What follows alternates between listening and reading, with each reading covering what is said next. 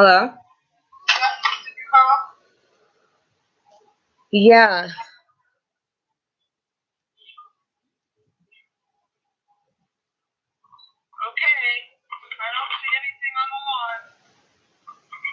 Oh, there wasn't a black bag out there?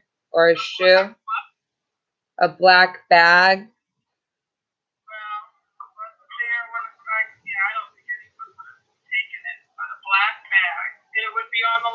Yeah, like yeah, near the woods, like towards where the wood pile is.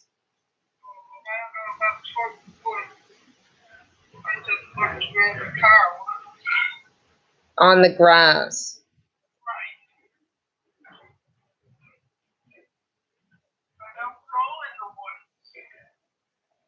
It's not in the woods.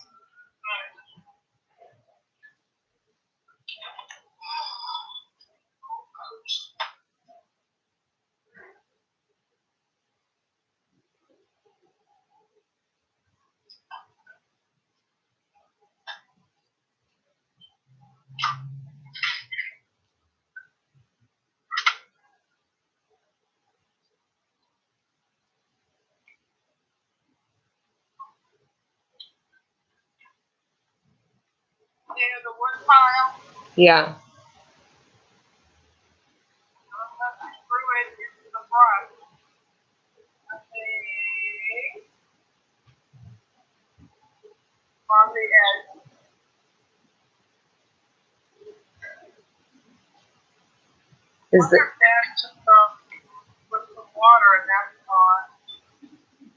Is there a sneaker?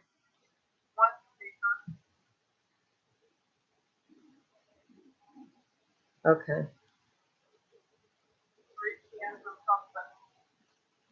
That's all skunked beer. Well, you gotta empty it out and recycle it, I guess. I think that's what, if there's 3 cans of something, it might have been that.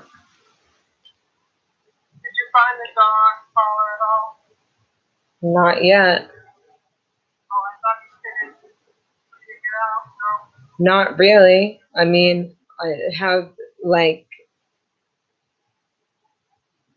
every stuff all around me. I don't really have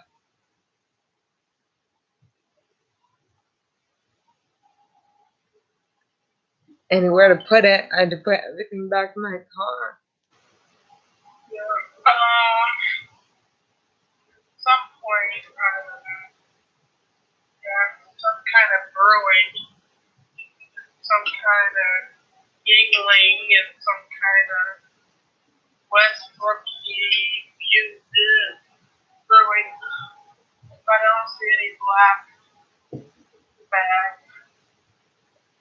Okay.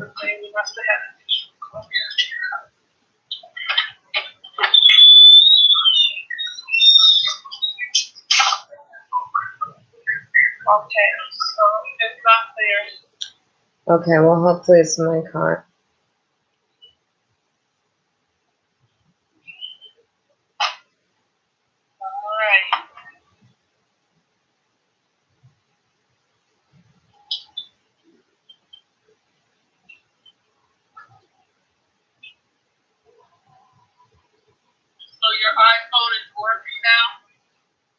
Not real. I mean, it works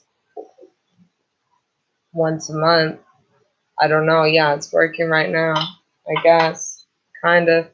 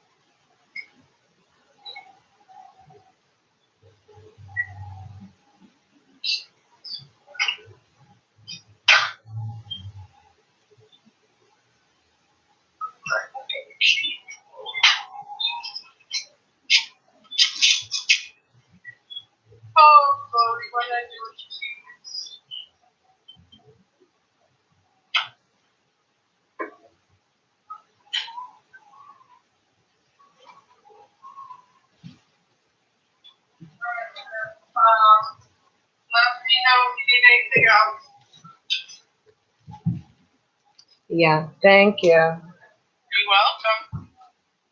Thanks for the cleanup.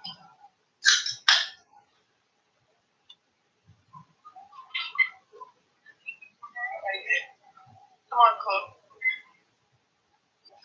Whoa, she jumped up. Okay. All right. Be cool because it's going to be hot and humid the next couple of days.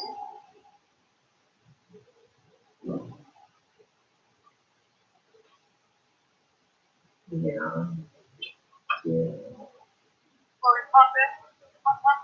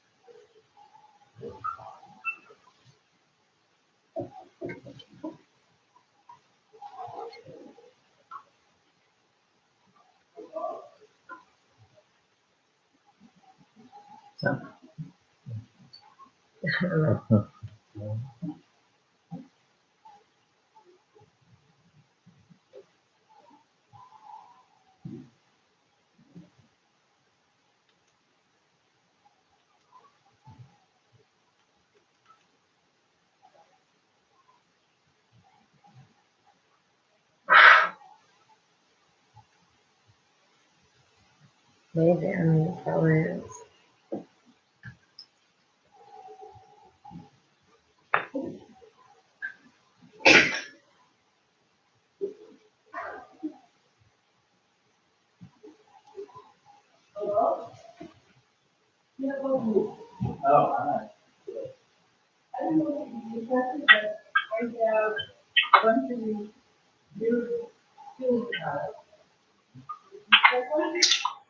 Yeah.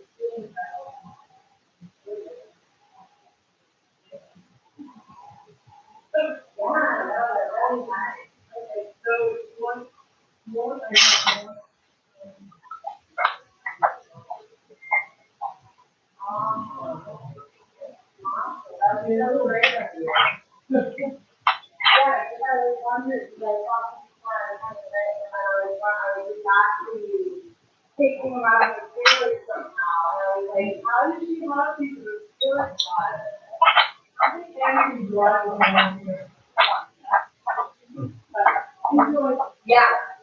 No, they're great. Thank you. Thank you for doing it. Yeah, I definitely love it.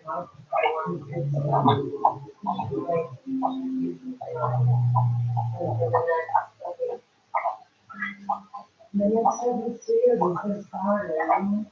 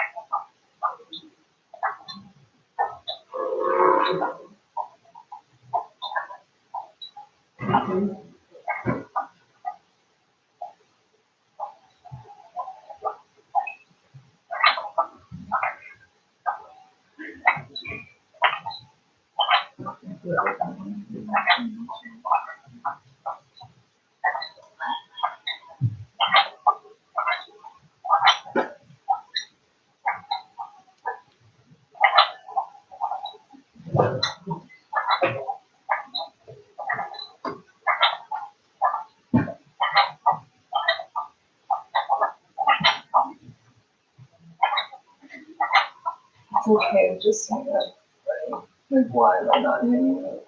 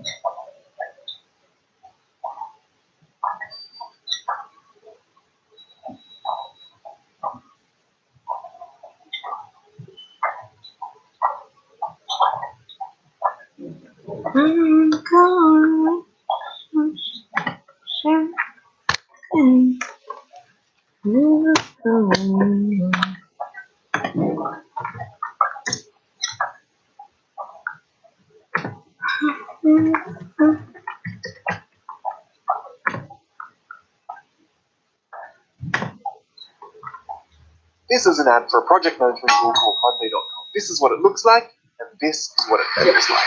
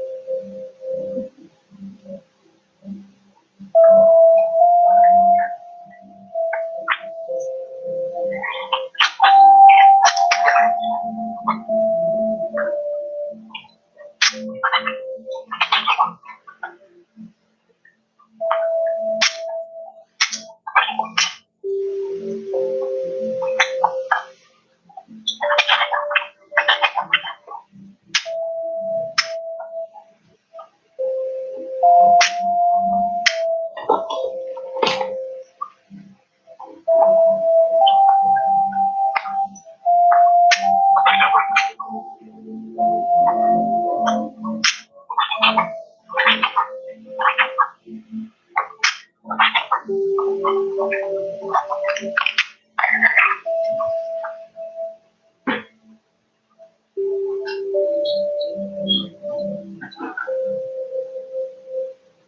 you still there? Good night, honey.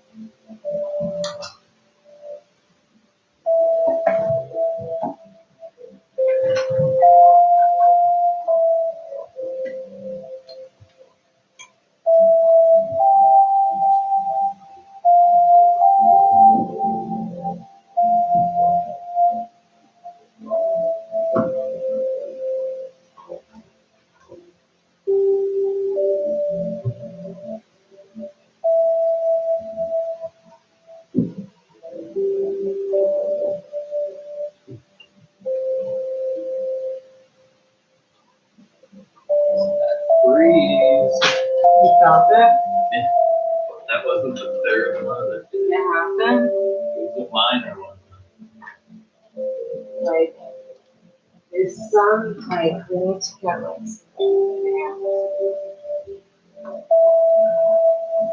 or, like, you know what? We have air conditioning, which I think is, like, the only thing we left in room B4. And it's, like, the only thing.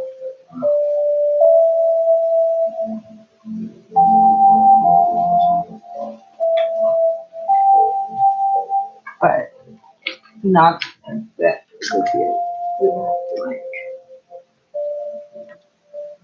it wouldn't really work too long.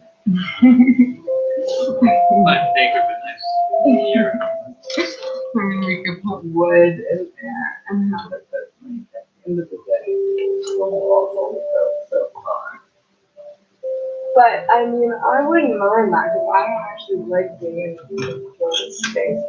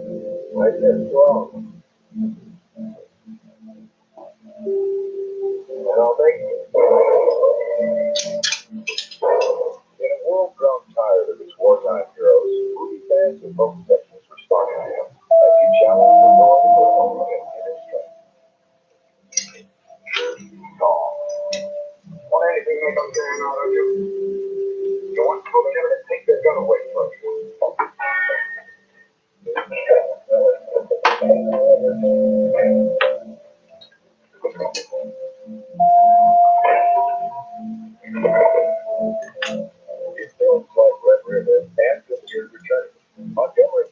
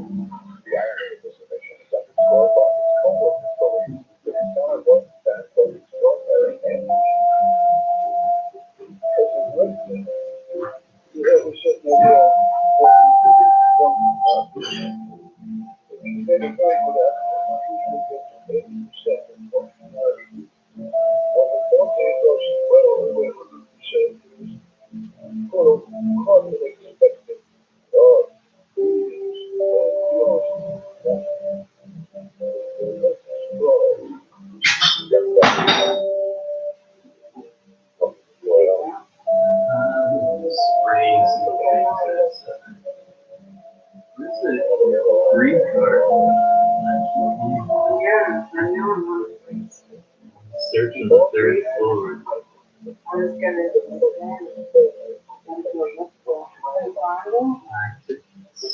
No. I searched.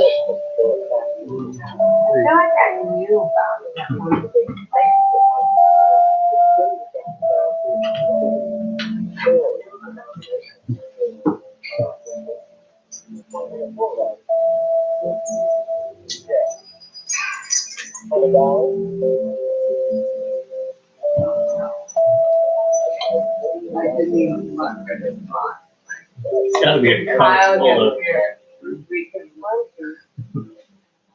Wait, it's one thing. When we put our heads together. Not just going. Get things or pee places I know exist, you know. I'm like, I can't search for anything, you know. I find it by going through everything. But, I'm not, I'll leave it.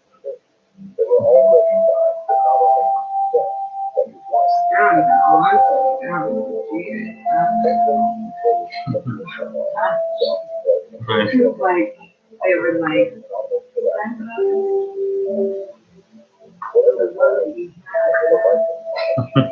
No.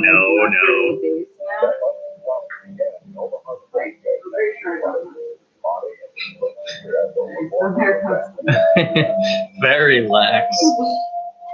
Like, it's easy to, but.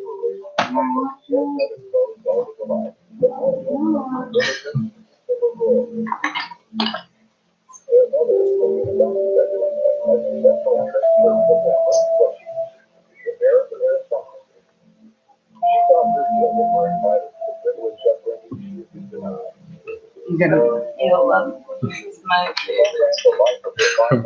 Which one is this? Wait, is this the one you're telling me she called? What was her name again? This is The 8-hour tape of Hollywood profiles. oh, this one is yeah. Right. First part's off of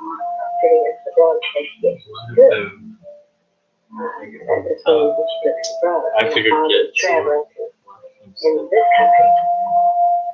She decided to go to take the kids abroad. Great. We had a tutor over there and had What's classes. is that the movie thing? Yeah, the So of course Yet to be I know. yet to be reminded. And then Amy told me I looked it up. They charge you, they tell you what movie it is. So you know it.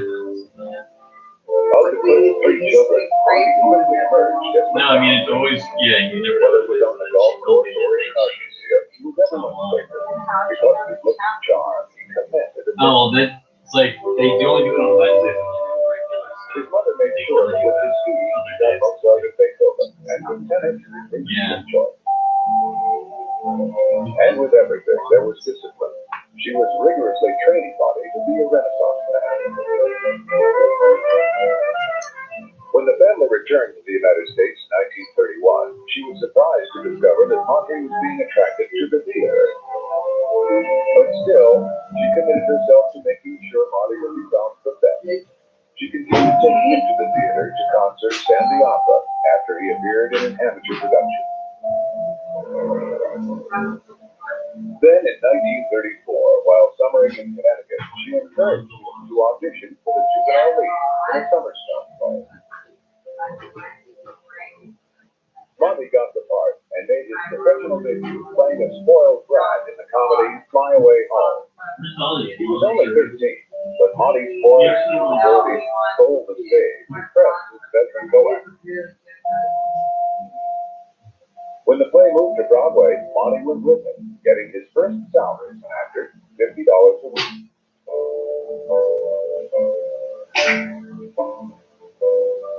Fly Away Home opened to good reviews in New York and ran for 7 months. Monty's career as an actor was underway. His mother continued to manage his career, and in the next 4 years, he would do 4 plays on Broadway, Stealing the Sea, and gaining notice in the New York press.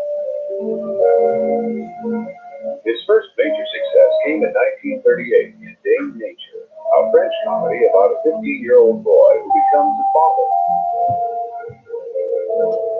For the first time, his name was above the title, signifying stardom. He was not yet 18. He was playing the role in life and on the stage of a young man dealing with sex and life and a domineering mother. In April 1940, Monty's mother was still in charge of his career, but what happened on the stage of this theater would end that influence. Monty got to work with Alfred Munch, the premier talent of the American theater. For 2 years, he worked and studied with the master and his wife, Lynn Fontanne. Dick Van Patten, who also later worked with the Munch, recalls what they thought of Montgomery Clift. So then I went with the Munch, and I lived with the Munch. They had me up to their farm for 2 weeks before we went into rehearsal in New York. And it was all they did was rave about Montgomery Clift. He was their favorite actor. You know how fussy they were. I mean, they loved him. They said he's going to go. They were a little upset. In those days, they didn't like the idea that he was running off to the movies. They weren't too happy about that. But they thought that he was going to become a great, great star. This was When Monty finally went to Hollywood, it was to do a Howard Hawks Western. His ability to choose a script proved uncanny. Red River became classic. Go ahead, try it. Yeah, that's very good. You should have let him come.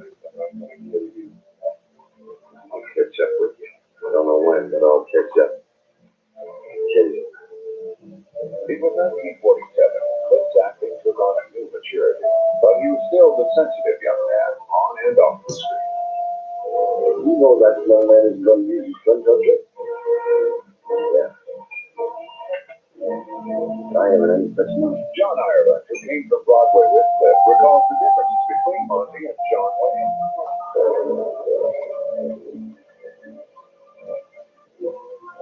One was a very intellectual person and actor, and the other was not. The other was just a rough, tough, good old guy that worked in a certain way, but Monty didn't. Monty got deep into character.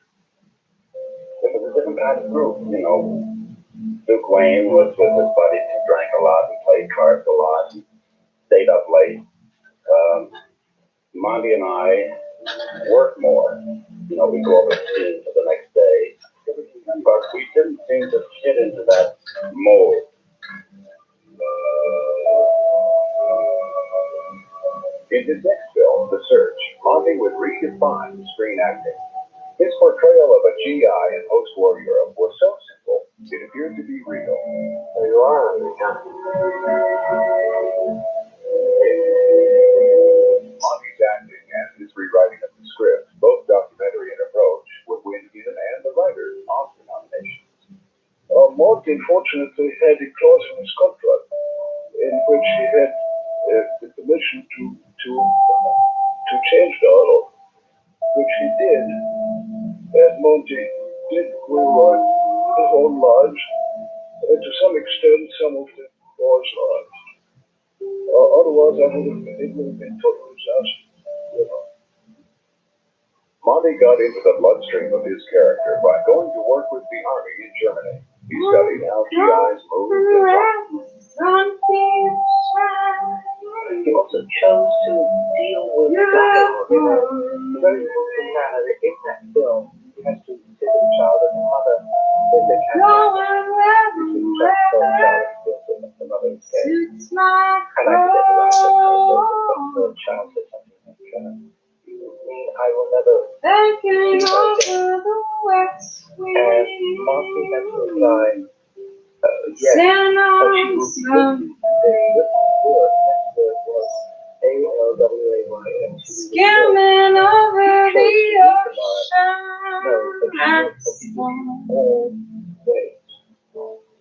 That choice is extraordinary because it encompasses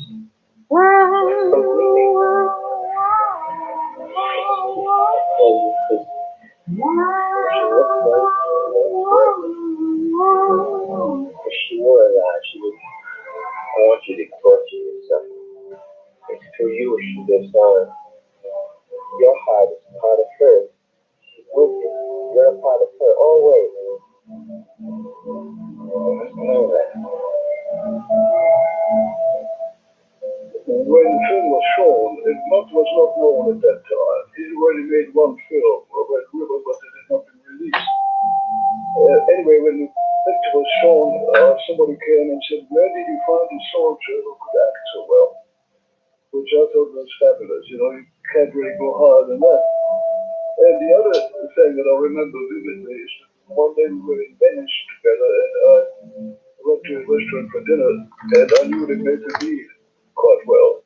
And so I introduced the two of them. I said, this is Montgomery Cliff. And the man said, you're a great artist, and it burst into tears. So then Monty burst into tears, and they hugged each other. It was just lovely, you know, to see that. And we don't get that very often. What was happening was that the waiter, like the movie audience, was connecting with Monty's vulnerability, and that connection was being made through Monty's eyes.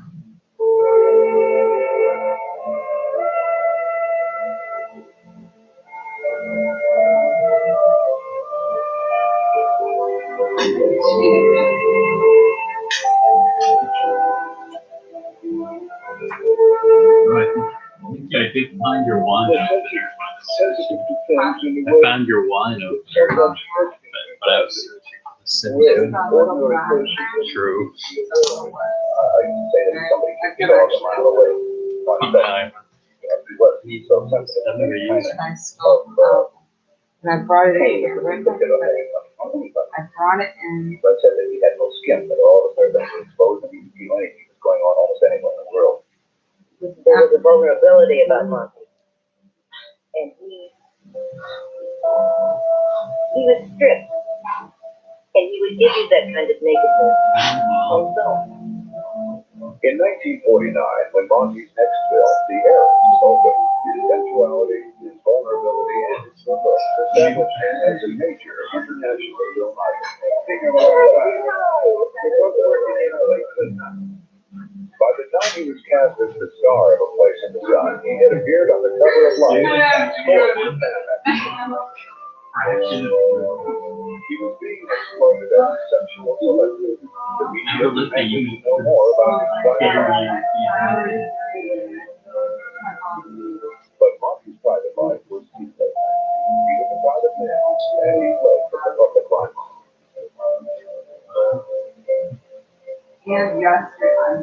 Later, his biographers would write that because of his sexual ambivalence, he was never comfortable with his screen image as a male sex symbol. But if he was in conflict with her, she never showed it on the screen. In The Heiress, he played a scoundrel who was trying to build Olivia de Havilland of her fortune, and he did it in such a virile yet vulnerable way that he won the hearts of the village. When de Havilland rejected him in the end, a disappointed audience demanded to know how she could have locked the door on such an extraordinary man.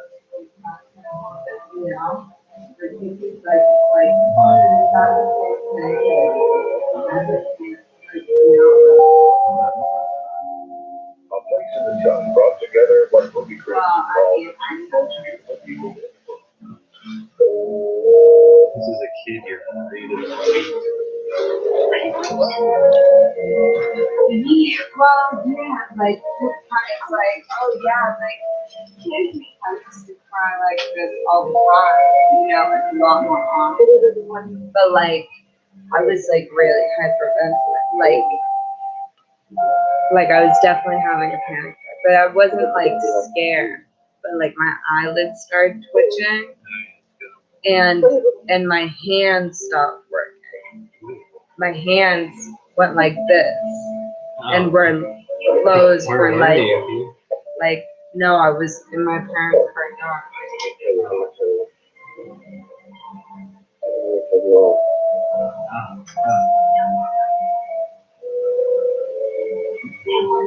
Which like that has happened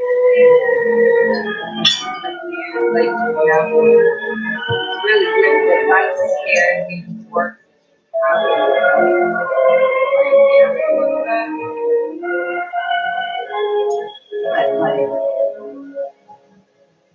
Monty would make two more films with Elizabeth Taylor, Raintree County and Suddenly Last Summer.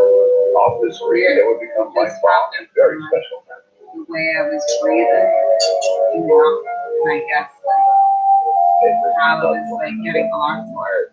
And then like I had like the experience, like I was cleaning out my car, like you should have seen like what that car is, because like I need like it's like to do anything with my car, it's like I have to put all that shit out of there and like try to like fucking want, you know, it's like I can't do that here. I think you need I drink fucking, you know, it's like piles of shit, like, and I don't have anywhere else to put it, so I have to like organize it somewhere and like compile it. Like I was there like all yesterday with all my shit I like and then I went over there and I just started organizing my car and I got pretty good, like, you know, the sun's gone, like the sun went down before I did, that's why I'm calling to take my fucking bag that has like the external hard drive on the shit from The all excitement generated by their performance in A Place in the Sun earned the film one Academy Award nomination. It wasn't quite enough time. It would win 6, including Best Director for George C.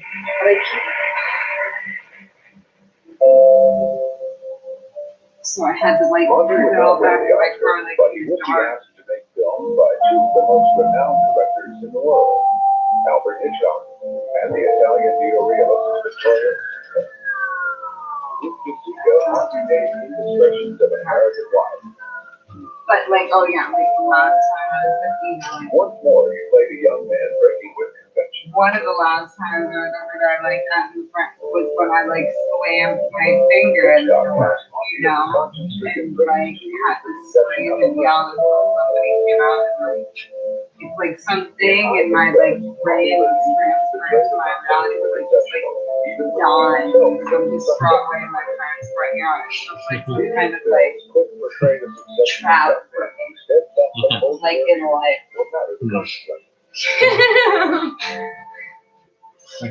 Who came out? Janet? What? When you slammed your finger. Oh, no, but I mean, I talked to them all the time. They were like, my parents were watching like this living room. And I could just hear they had it up so loud. And I could just hear the Nixon documentary like going on. And I stopped screaming. And I didn't feel any pain. Like I didn't feel any time. Like I'm expecting to feel pain. Joan Foley personified I like don't feel. I'm like beyond like how much pain I have. To me, it was a storybook. Because I've got a splinter. I told you about the splinter that went up in my nail, and I could see it. Oh, God, I Here, hate that. I just picked something up. It's never happened to me before in my life. I just like was picking something up, and like I know it's like I embrace for that, like for it to feel, but like, and I saw the whole splinter like all the way through my nail, like, right under the nail, and I could see the whole thing. You know, and you would like think like, oh, that's gonna feel like you have like a idea of what that's gonna feel like. I really didn't feel any, like it didn't feel like that at all. Like what I like anticipated that feeling like, didn't feel like that at You're all. wrong. Like you and Dynamite Home and Has that ever happened to you? That's never happened to me like that. Like underneath my, like, 'cause I could see the whole thing. I was like, oh my god, and then I had to pull it out with Jesus. So like I eventually, and that part is like kind of, but not like what I was expecting at all. It wasn't genuine. Thanks, And my finger, like I just stopped screaming. I'm like, like, I was like, what's gonna happen? I just use my finger. New way to play guitar. I like couldn't, like I screamed like as loud as I could. And then my dad came out. He was like, oh yeah, I'm just screaming in the front yard to bother you. But my dad was making a list of like and it got his performance up to a level that would have been impossible. I mean, I could not have gotten that out of Sinatra without more spell. Now you Clinton is third doctor impression for the years. make us sprint. There was no denying it. While he was in the top of his form. God, I mean, there was nobody who had more ambitions and ideas and love of life and love of people and fun. And I just can't tell you what he had a gift that God can give him to the day. And he's not particularly aware of it, but just enjoying every aspect of the world. He was only 33 years old, and as always, he seemed to have everything he wanted. Montgomery Clift was still a crown prince.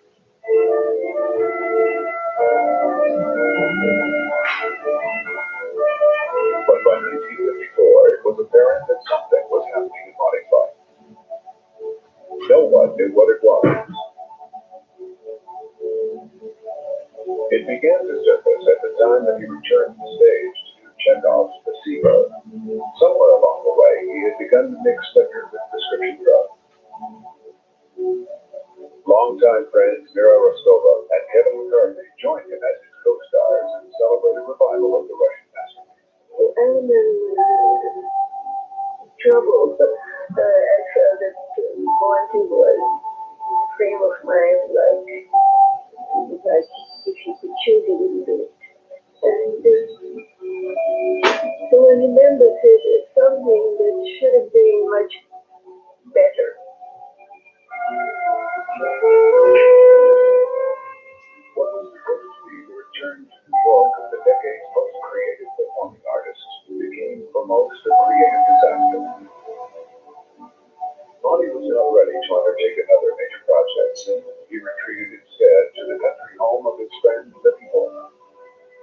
found the soulmate in Betty, the former blues singer, whose life was not disturbed by the murder of her husband and the death of her son. Only an offer from MGM to Raintree County could get him back to work. I've been back in New York. I used to do live television, and I had to come back here to start his work on Superman. And Marty said he thought he was going to do this film. He'd be out to Raintree County, and I said, "Is it exciting?" And he said, "No." But he said it's good enough.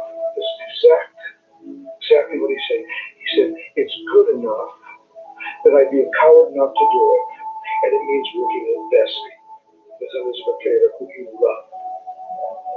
Raintree County was being shot with the new 65mm film.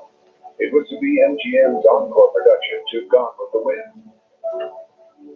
Cliff played an idealistic young school teacher who dares to look for the Raintree. He's warned that to search for it and not find it could end in tragedy. But if he found it, he'd find the secret of life itself. Tell me about the Raintree. Where did you hear about that? You think you'll ever find it? You don't think it's a joke? No. I believe it. I've been looking for the Raintree away. Supposing you do find it. You don't know what. If you know.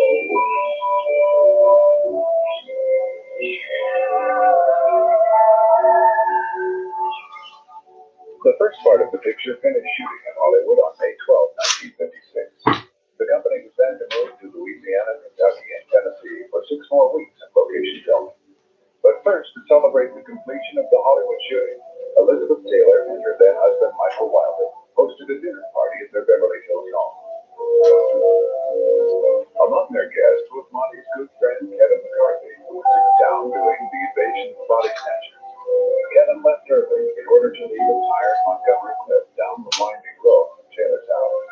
Cliff, who usually did not drive his own car, followed Kevin's car down the hill. You and I left, I think around 12 o'clock or something to go home. We lived not too far away. We were living in Bel Air at the time. And about half an hour later, we got the call that he had left Detroit after the weekend. And he was driving. He got in his car. Now, Elizabeth lived up behind the Beverly Hills Hotel. You know how the roads wind up there. And he had gotten in his car, and as he said later, at one of the first interviews, after, I think he was still in the hospital, with his sense of humor, he said, I had a blink too many. But I had a blink too many. And that's exactly what happened. I'm sure that he just, closed his eyes, fell asleep very quickly. And one of those curves, instead of making the curve, went off the telephone post. In 1962, in an unprecedented and his only TV interview, Cliff recalled the accident. When they showed me in the hospital in the picture of the baby of the car, I couldn't believe I was in the hospital bed. It was so demonic. And it was a result of just plain tiredness. I was so tired because I'd gone down a winding road like this in Beverly Hills and picked up the very dangerous. I'd gone down all those, and then I just went sort of like that. Half asleep, that was enough to go right into a power pole. But the thing, big box, and sat down on the other knocked people himself. And then in the hospital, I saw the picture of the car. And I must say, my face was about as disfigured. I was all blown. A friend of mine had been from the East said, she said, the only thing normal about you is your hair. I wouldn't recognize it. I don't think anybody knows how brutal the accident was, what terrible condition he was in. His cheek had been crushed, his nose was broken across there, these teeth were knocked out, the lip was cut terribly, and his jaw was broken on both sides. He was wired together. In spite of his injuries and in great pain, Cliff insisted on returning to work. He was on the set of Raintree County within 6 weeks of the accident. Remarkably, because all of the damage to his face was to bone structure, he did not need plastic surgery. But still, one side of his once expressive face now seemed immobilized.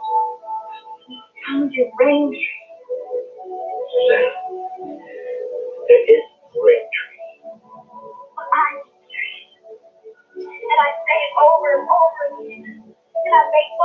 miserable. You need to pity me. And I can't accept the pity. I'd rather be alone. I don't pity you. I love you. That's the foundation to build on. The foundation's too rickety. After all this time, the incomplete kind of love.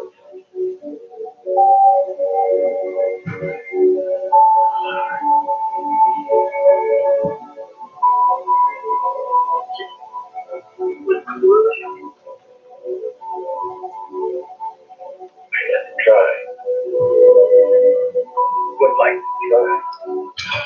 There was an enormous difference in his behavior, such that he had the answer. I think, and I may be wrong because I don't know, indeed nobody does, but I think that reaction came down as a reaction to medication. I think he was heavily sedated. Monty was unable to work most afternoons. He would wear out and run down quickly. He simply was making too much. And I think it was because he was making too much, because he was trying very hard. When he was misbehaving, as I put it, it was never meanness, never nastiness. It was just that, he just didn't know the hell he was doing. But never, he just fall apart. That's all. He just fall apart. Couldn't do anything, but would never get mean. And I would hate to tell you the stories. I could sit here all day and tell you stories about actors I worked with that got mean when they got drunk. Cliff was now 36 years old. Like the character in the movie, he had failed to find his right track. And the accident now threatened to place him forever out of reach. I said I would never work with him again, much as I admired him as an actor. One of the greatest actors I've ever worked with. But I would never, I'd never go through that agony again. And then they gave me it was an incomplete script at the time, but an incomplete script of Young Lions. It wasn't on the basis of the script actually, but because I had read the book and I thought it would make a great film, and the script was coming along. So and also they'd already set up a cast. There was a cast of second category. I shouldn't say second rate, but second category actors. They're going to make it very cheaply. And I said, hell, you've got to get the best people in here, take a great picture on them. So the first one I thought of for Noah was Monty Cliff. And I shipped the script, I called him on the phone, shipped the script off to him, he read the script. I still have the telegram because I didn't want to release. He got me a telegram. Yes, that's all. And here I was stuck with Monty Cliff again. The Young Lions also starred Dean Martin and Marlon Brando. Perhaps because he shared the screen with Brando, Cliff reversed his behavior on Raintree and threw himself into the role. Monty played the idealistic American Jew, and Brando played the counterpart, idealistic German soldier. Cliff's American GI would find himself in a familiar situation, once again fighting against great odds to be his own man.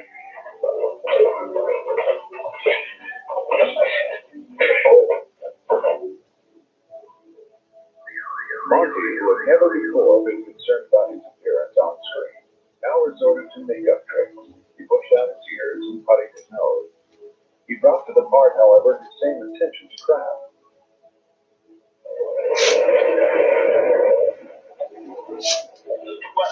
With the help of his co-star, Hope Lang, seen here on their first date before he's drafted, he once again put a classic scene on film. I want to say something to you. I'm not opinionated. I don't think I've seen an opinion in the whole world. I don't know why I just couldn't help it. I guess I wanted to impress you. I was afraid that if I was myself, you would feel like a trust. It's been a very confusing night.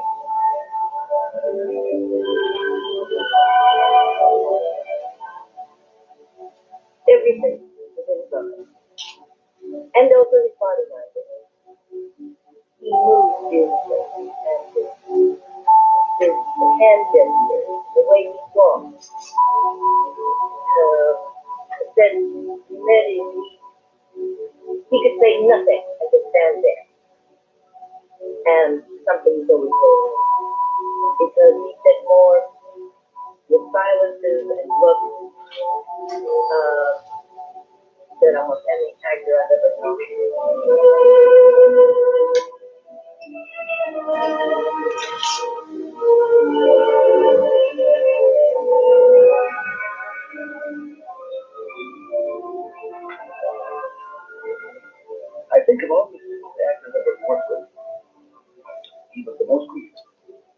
Martin also was a very good actor. Not as Monty could come up with, with 50 ideas in 50 minutes. Marlon would come up with one idea every 2, 3 days. Monty was proud of his work in Young Lion. He had pulled himself together to do the picture, perhaps because he saw it as a face-off of Marlon Brando, or because he had something to prove to himself. But he could not sustain that effort in the months that followed the opening.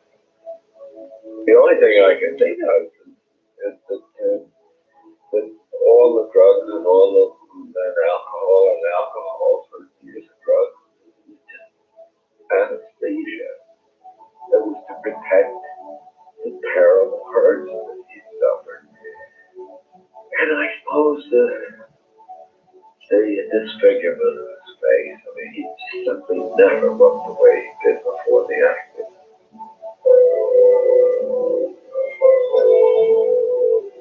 By the time Lonely Hearts was released in 1959, moviegoers had stopped talking about Clint's extraordinary acting ability. Instead, as they left the theaters, they discussed how beautiful he had once been. The tabloids wrote that the handsomest man in the world could no longer bear to see himself in the mirror. His career, they said, was in jeopardy. And when he made Suddenly Last Summer with Elizabeth Taylor and Katharine Hepburn in 1959, for the first time, it seemed that they might be right. His rumored self-destructive lifestyle seemed to be taking its toll.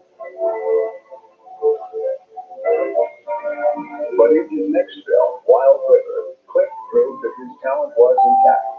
Directed by Elia Kazan and co-starring Lee Remick, Wild River was well received by most critics. In France, it was called one of Kazan's best, and Monty's performance was hailed as excellent. After Wild River, however, Monty withdrew to his New York brownstone. At work, he could still manage to be in touch. Did you find ice? But on screen, there was growing evidence of his personal tragedy. The fact that he was exposed to various kinds of pain-killing drugs, pills, whatever they are, had some long-lasting effect on him. And that in combination with alcohol. I never thought of him as being a drug taker. I don't know if he ever took drugs. We think of it today, cocaine and stuff like that. I doubt it. But it was a shattering thing. That collapse on a great building down in slow motion. Slow motion.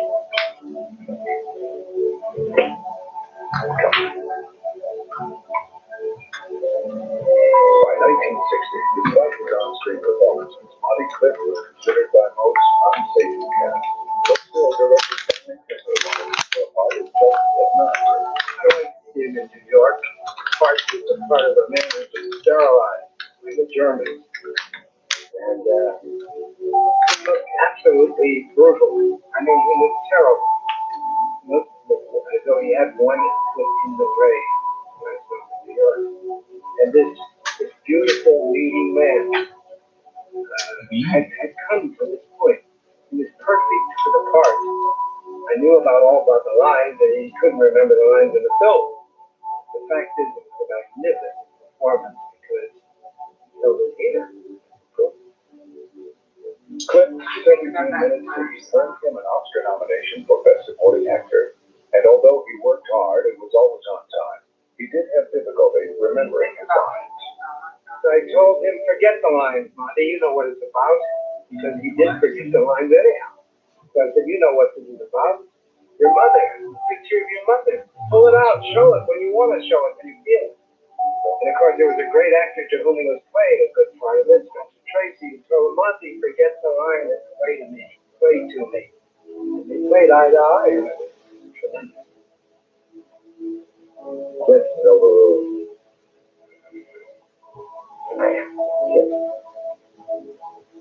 I want to show you. I have here a picture. I would like to look at it.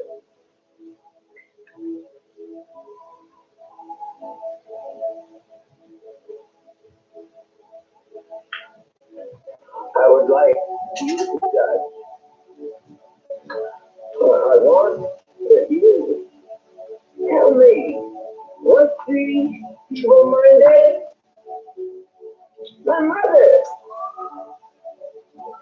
Was she feeble-minded? Was she?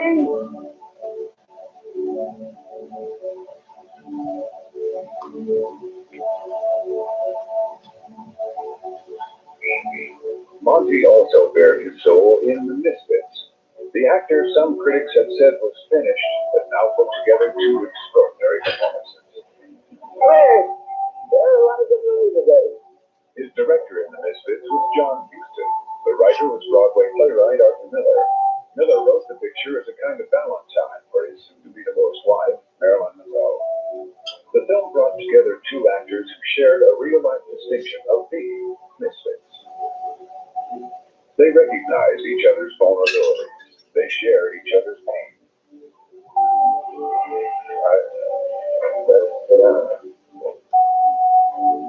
They were both loners, both highly romantic, and as a friend put it, they both felt guilty about getting what they wanted because of their charm and their beauty.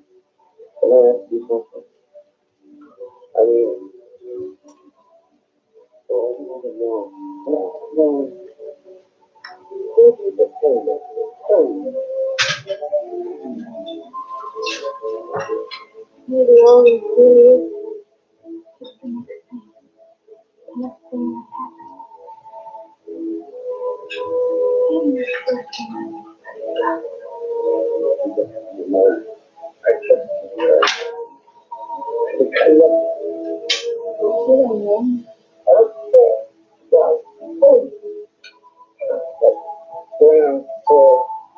In The Misfits, they could save the Mustangs' lives, but in life, they couldn't save their own.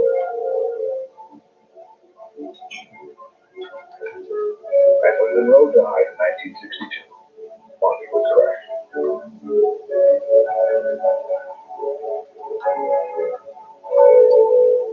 After his triumphant smaller parts in The Misfits and Nuremberg, Monty joined John Huston again to play the part of Troy, the most ambitious and demanding role of his career. Troy was Huston's masterpiece.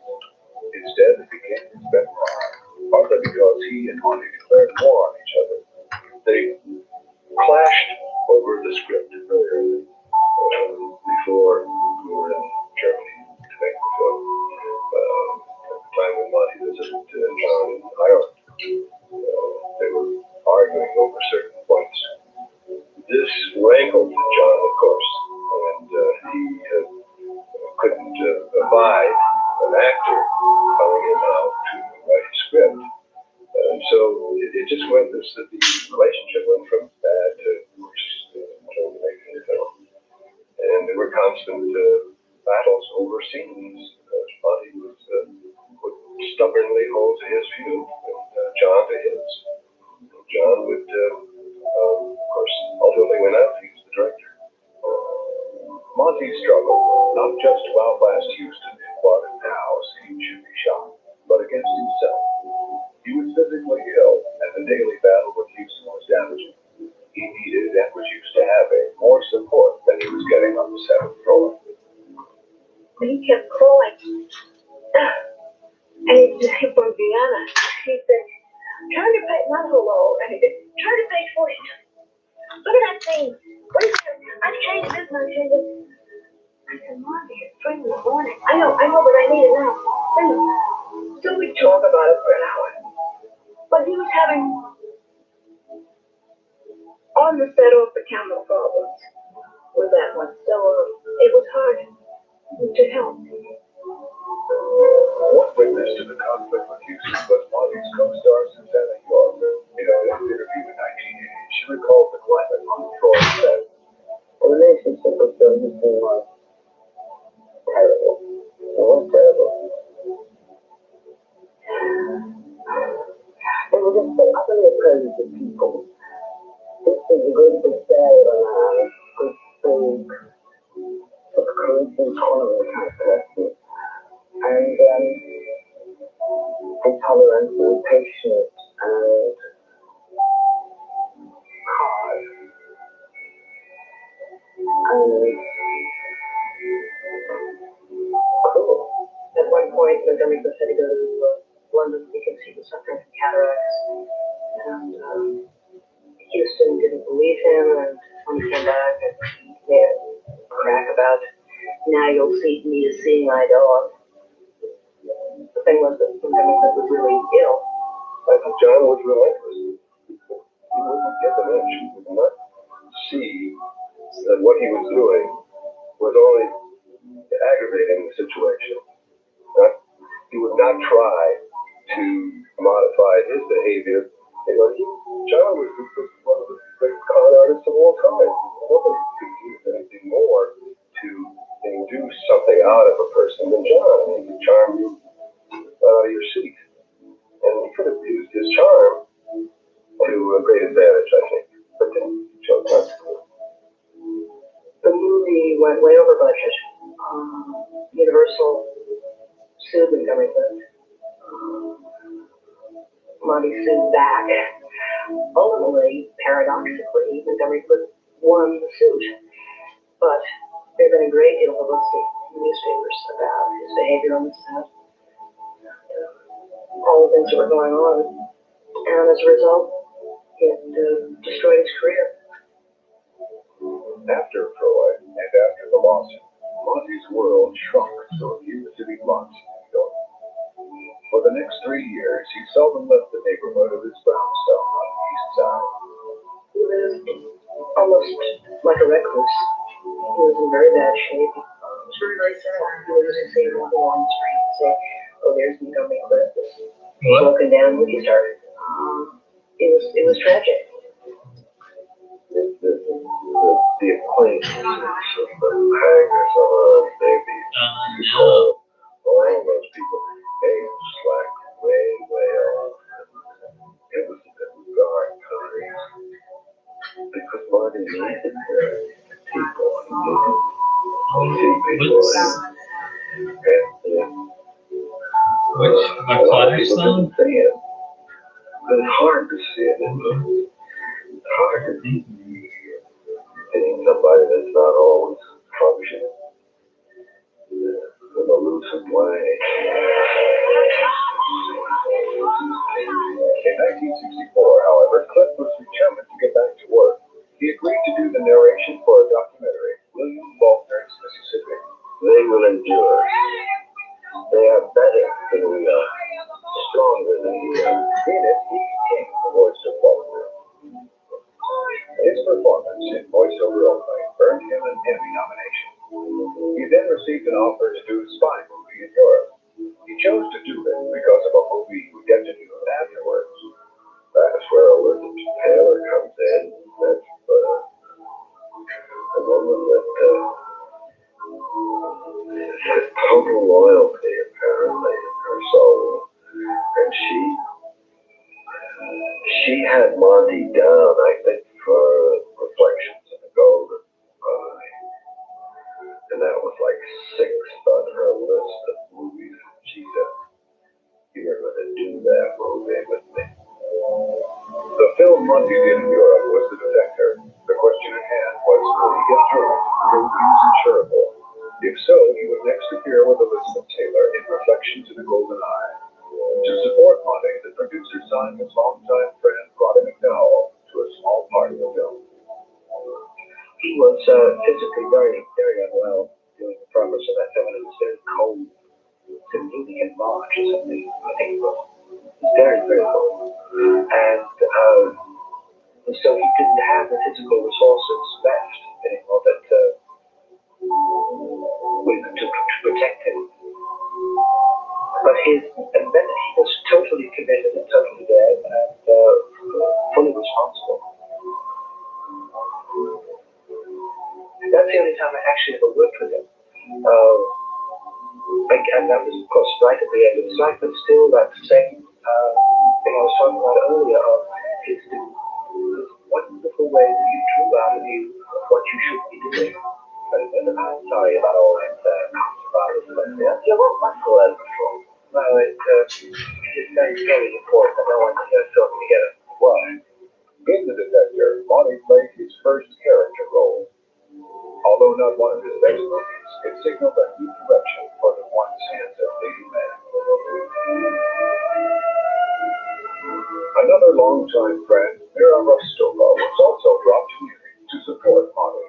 When he fought with the director that he wanted to go with cold water or some kind of rubber suit, and he wanted to persuade him not to, but I don't know why he wanted to make a book for him, and he kept doing it wrong.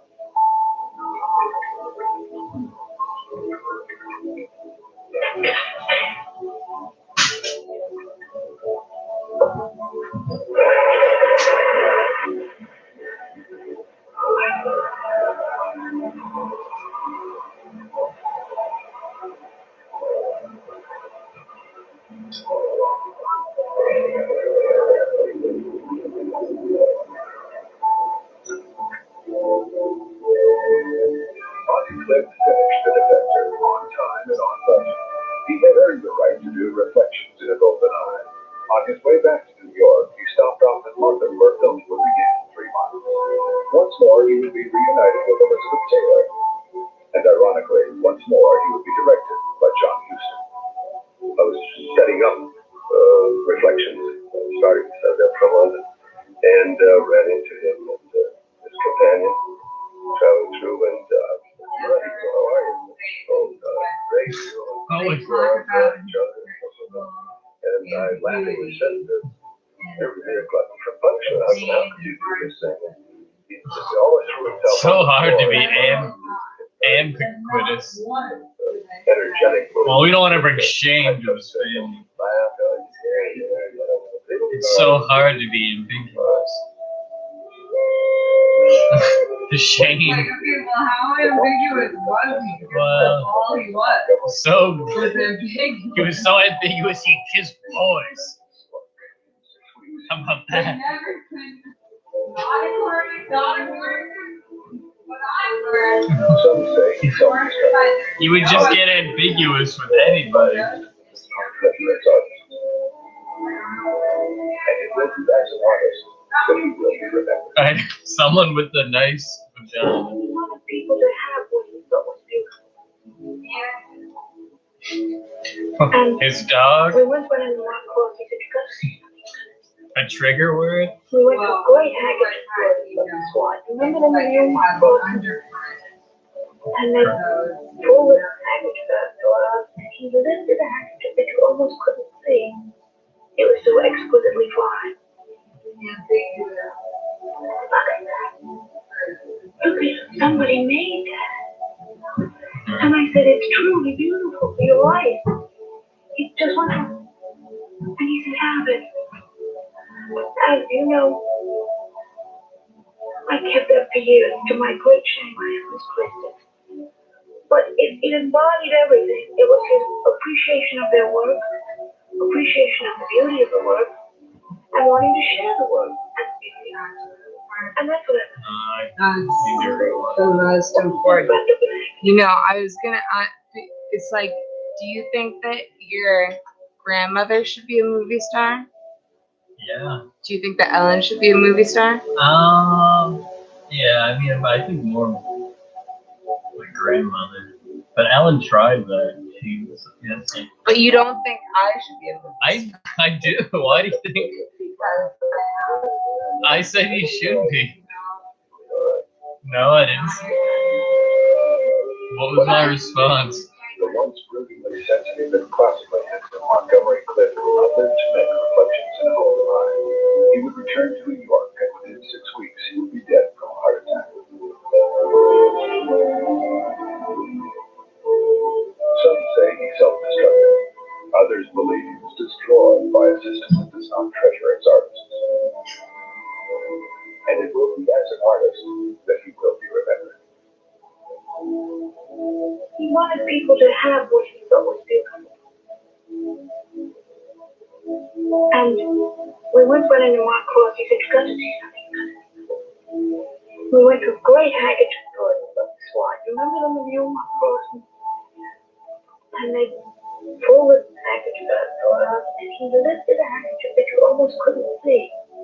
It was so exquisitely fine.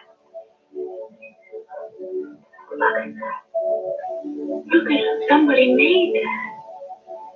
And I said, it's truly beautiful. You're right. It's just like an easy habit. And, you know, I kept that for years. To my great shame, I have this printed. But it embodied everything. It was his appreciation of their work, appreciation of the beauty of the work, and wanting to share the work as beauty. And that's what I remember. All those things wrapped up in a handkerchief.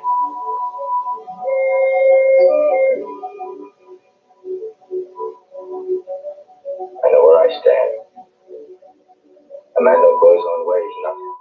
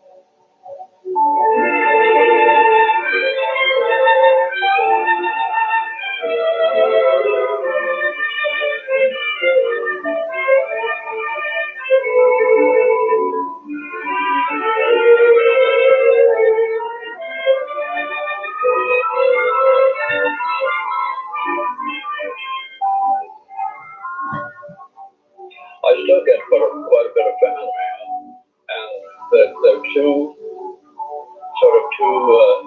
divisions. One, their mothers had been around for long, and they remember the pictures. The others are in their teens, and they say, my father told me about this picture, and I saw it the other night. Is it all right if I write to you? Yeah. Unusually, because the common man with the uncommon touch is 79 films spanning 51 years. James Stewart. Okay. Say it again.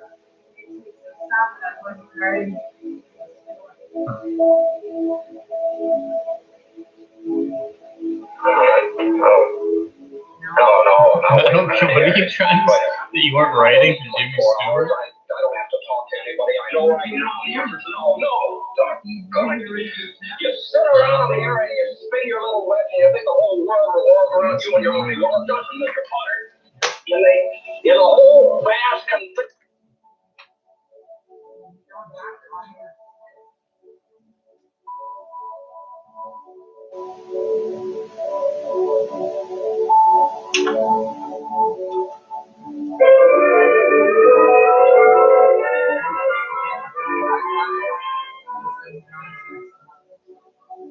I still get quite a bit of fan mail, and the two Yeah, I thought. divisions. One, Hasn't he been dead for a while? their mothers had been around for long, and they remember the pictures. The others are in their teens, and they say, my father told me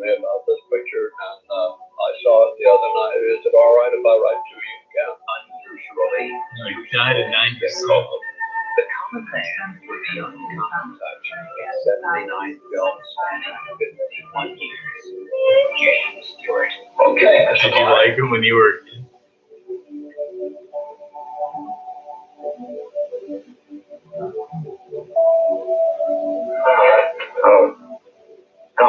No, wait a minute here. Wait. I don't need 24 hours. I don't have to talk to anybody. I know right now the answer is no. You sit around here and you spin your little web and you think the whole world revolves around you and your money. Well, it doesn't, Mr. Potter. In the whole vast configuration of things, I'd say you were nothing but a scurvy little spider. And that goes for you, too.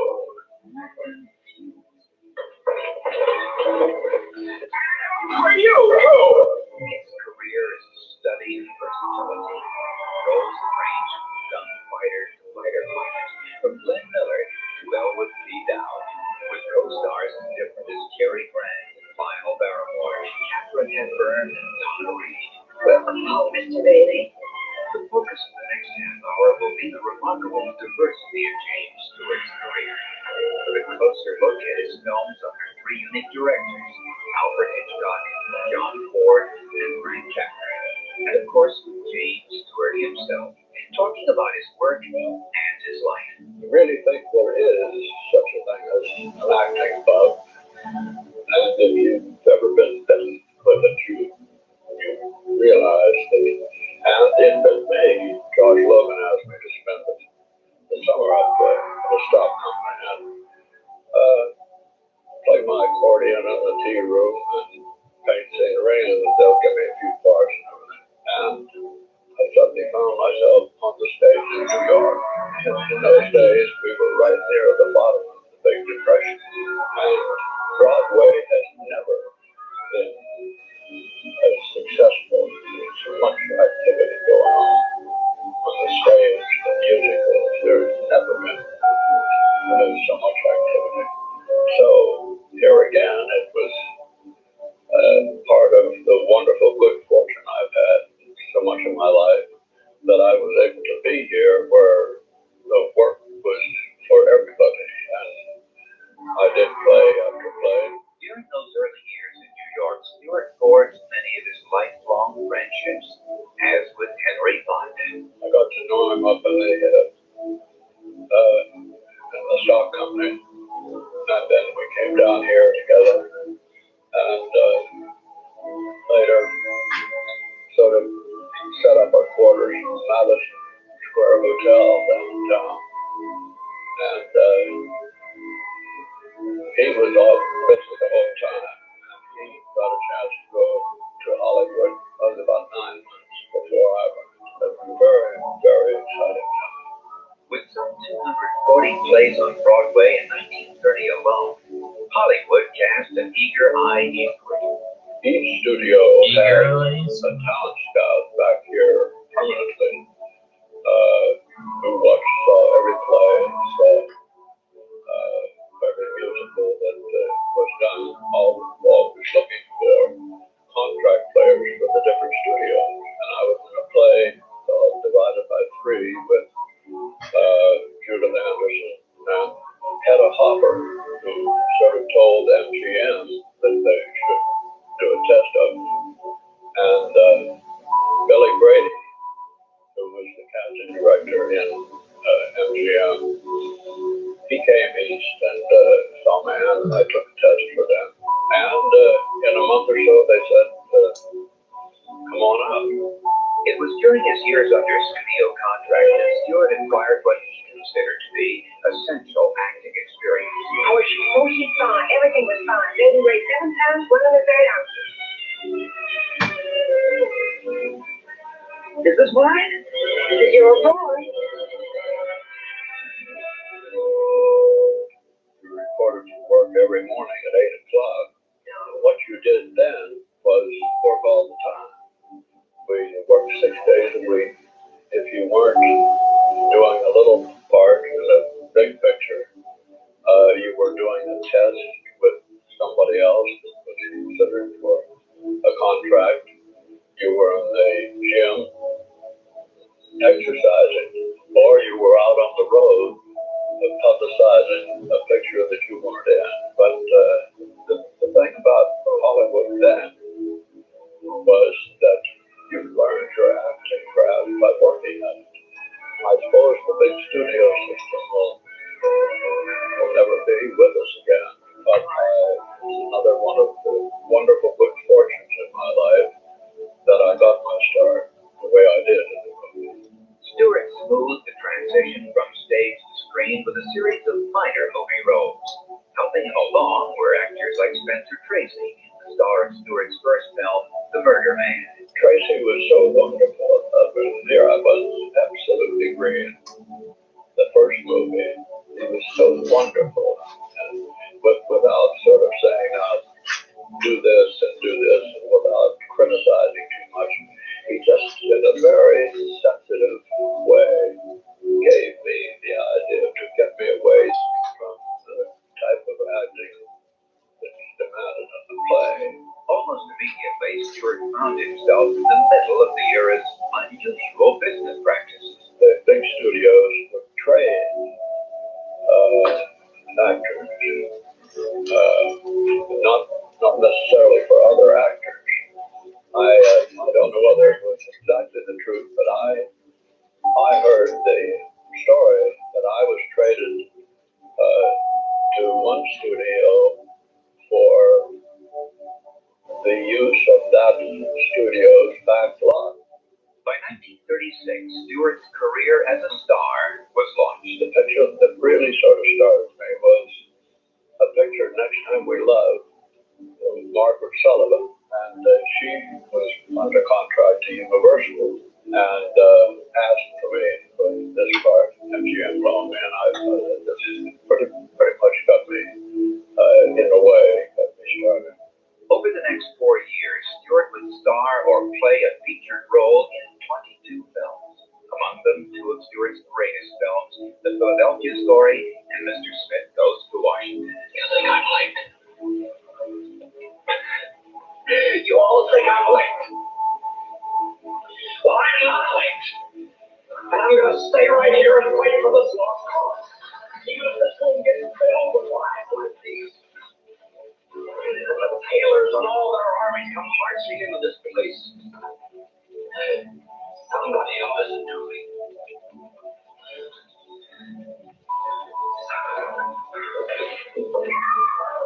To director Frank Capra, there was never a doubt that Stewart would star as Jefferson Smith, the role for which he received an Oscar nomination.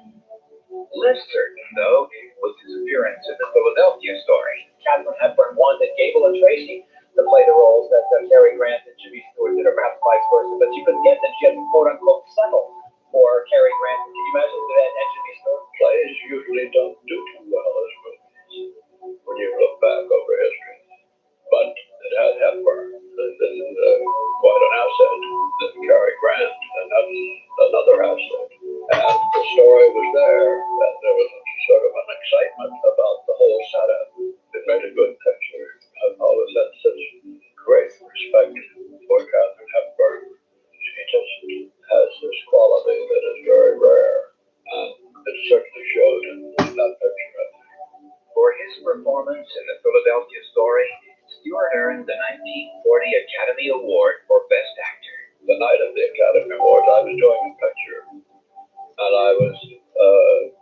we were working late, and I wasn't going to the Academy Awards in the audience. I didn't. And somebody came up to me and he said, "You better go home and get in a dinner jacket." I said, "Why?" But he said, "Don't ask why, just go home and get in a dinner jacket." I was completely surprised when I got the award. And that jacket, several people have told me that perhaps jacket. it was a sentimental award as far as the people who voted for it, because they passed me over as Mr. Smith, which could be true. In 1949, 9 years after winning the Oscar, Stewart's career was to take on a new dimension, one that would bring him among his most memorable roles, the Western. Ow! Wanabaga! You know me? I really got started in the Westerns almost by accident, like a lot of things that have happened in my life. I had played Harvey here in New York because Frank Bay wanted a vacation. So when the play was sold to the movies, I got the part. And when my agents made the deal with the studio for Harvey, they tagged onto the deal a Western called Winchester 73 that had been kicking around town for several years and nobody wanted it. Winchester 73 marked the beginning of Stewart's longest on-screen relationship with a horse named Pie. It was love at first sight. He was half quarter horse, half Arabian. Wonderful sorrel. It was like meeting an old friend. I rode him for 20 years. He was such a help in the Western because he could go as fast as a racehorse. He just loved to run, but he knew about the scene and clapping and didn't jump like he do. All he did was he raised his ears and started to act just like me. Stewart and co-star rode together in more than a dozen Westerns until the Cheyenne Social Club. We were up in Santa Fe, and this is hot. It's about 6,000 feet. And Pie, I noticed that he was getting old. At first, I rode him up for a little up there. I realized that because of the height, he wouldn't be able to be in the picture. But while we were working the picture, Pie was in the corral. Unbeknownst to me, Henry Fonda was in the picture. Did a painting of Pie. Then a couple of weeks after the picture was over, he came down and it's all framed and everything. It's in our library, and it's just one of my wonderful treasures. I can see him every day. For 27 years, until 1976, Stewart's work in Westerns put him on screen with some of Hollywood's greatest stars, under some of Hollywood's finest directors, including perhaps the greatest director of Westerns, John Ford. This is the Western. When the legend becomes fact, print the legend. Being John Ford picture is something he really knew what he was doing. And to be in a picture with Duke Wayne is something. Pilgrim!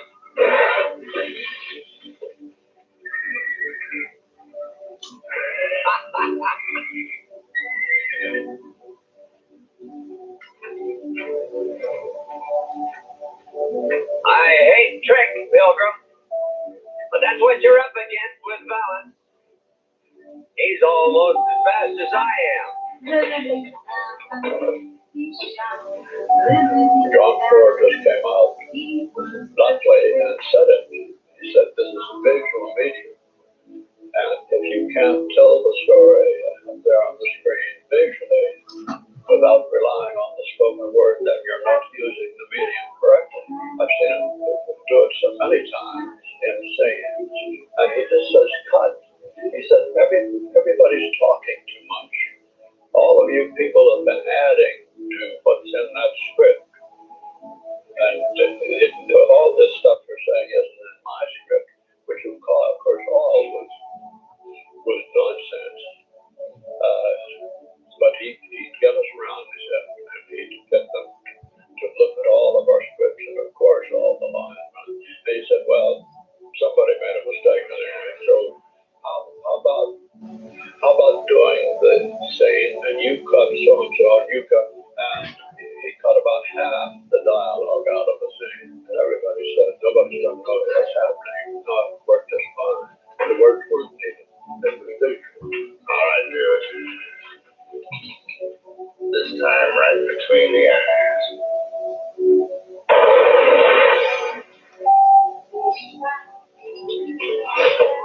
During his middle and later career especially, Stewart worked with a succession of legendary directors. Otto Preminger, for instance, in Anatomy of a Murder. The kind of Anatomy of a Murder was both a very popular and critical box office success. Stewart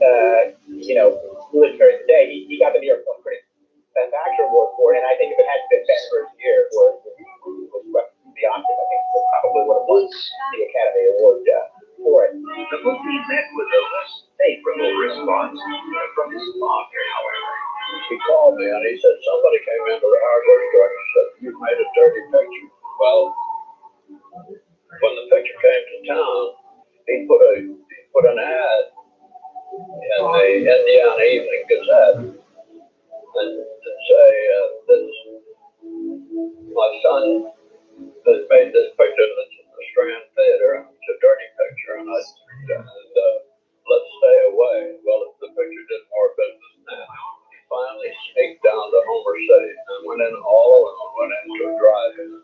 And then he called me the next morning. And he never got the idea of the difference in time between each one. And the calls came at 4:30 in the morning when he went to work. And he said, I saw the picture and I have some bad feelings about it, but I think overall it did pass all right. Beginning in 1948, Stewart made 4 films with Alfred Hitchcock. Rope, The Man Who What movie was that one? Vertigo, and Rear Window. I think came more completely prepared to do a picture than anyone else I've ever seen. He would work on a picture lots of times with 2 or 3 writers, maybe 5, 6 months before ever thinking of putting it into production. He was determined to present the story visually without completely relying on the spoken word. And I think this is one of the ways that people call the suspense that he had. Stewart's own favorite Hitchcock film, Rear Window. A scene I've seen bickering and family quarrels, and mysterious trips at night, knives and saws and ropes. And I was this last evening on the side of the wife, all right, now you tell me where she is. It was just amazing that to make a movie picture of somebody sitting in a wheelchair, I actually was a peeping Tom looking at what everything was going on across the way. Hitchcock being able to get the suspense and pull this off as a motion picture. Quite a piece of work. Stewart's leading lady in Rear Window, Grace Kelly. After Rear Window, I was so devoted to Grace Kelly. Never all the way through, but like my uncle Dave watched another picture came up at MGM. AMC all the time. He loved Hitchcock. Called Designing Like I Woman. remember watching big chunks of it And with him. that was fine. It was a little lighter comedy than Rear Window. And Grace was set for it. And we were all ready to go in a week. And then Grace came into L.B. Mayer's office and said, Mr. Mayer, I'm going to be married. And L.B. said, well, wonderful, Grace. We'll have a big reception for you upstairs. And we'll invite everybody in Hollywood. Grace said, no, you don't quite understand, Mr. Mayer. She told who she was going to marry. And that was it. And they said, well, Grace won't be in it, but we'll get somebody else. And I said, no, I wanted to do with that with Kelly. I don't think I would, which was stupid. Husband, a nice way. Betty McCall did it. She was just wonderful. Still, if there is a single director most commonly linked with Stewart, it's Frank Capra.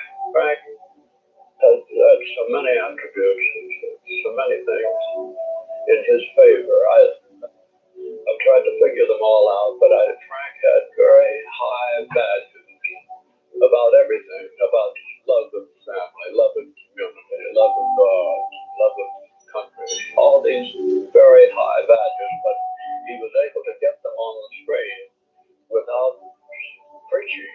What's that you got? I wouldn't know in the daytime. What is it? Walk to the Capitol building for a light it up, look at it. You better relax, Senator. You can get yourself one more out. There's so many things happen all at once. Miss Saunders, what time does the Senate convene? 12 noon. Oh, wait, that'll be so late. You know what I better do in the morning? I know, Mr. Chris, what you better. Oh, I think I better go to the work. It's sort of a hard thing to do. Visit Washington's home before walking into the Senate for the first time. I used to get there. Oh, wonderful, wonderful. Put you right in the mood. What's that? What the? Julia has this tumor. That I don't think anybody beat him on that either. And I think that there's another reason why he didn't seem to be preaching. Frank was a visual man in a different way. He was able to get very important, very complicated, but romantic, very touching scenes up on the screen. Listen to me. I don't want any plastics. I don't want any ground floors. I don't want to get married ever to anyone. You understand that? I want to do what I want to do. And you're.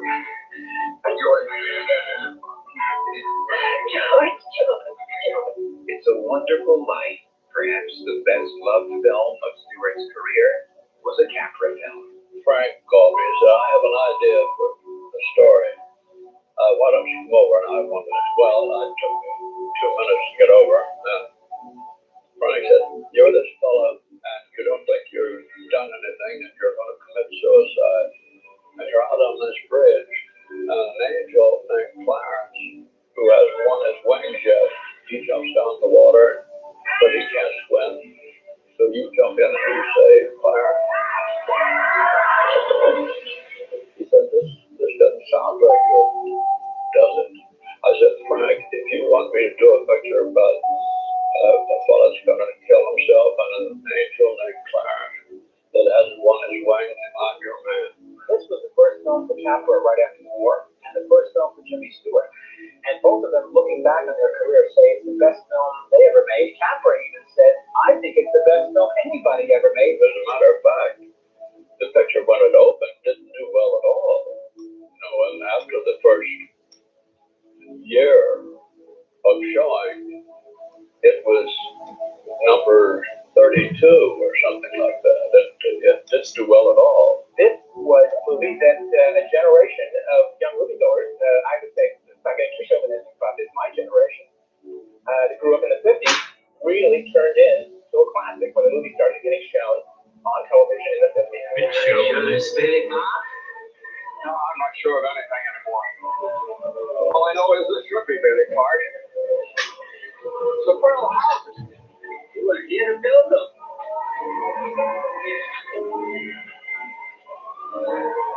Your brother, Harry Bailey, broke through the ice and was drowned at the age of 9. That's a lie. Harry Bailey went to war. He got the Congressional Medal of Honor. He saved the lives of every man on that transport. Every man on that transport died. Harry wasn't there to save them because you weren't there to save Harry.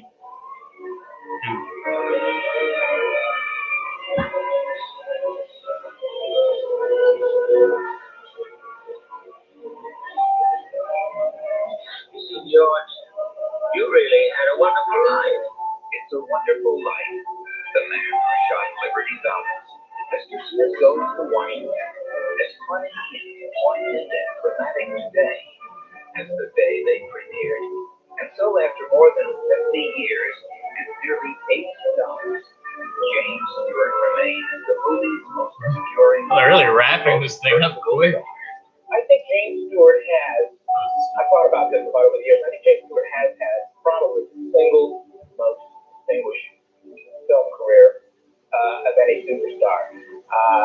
By that, I mean that we've seen him change, in so many ways. Jimmy Stewart has done westerns, he's done comedies, he's done light comedies, he's done caper pictures, he's done adventure movies. It has been a magnificent career. And I think every moviegoer is beholden to James Stewart. Toast to my big brother George, the richest man in town.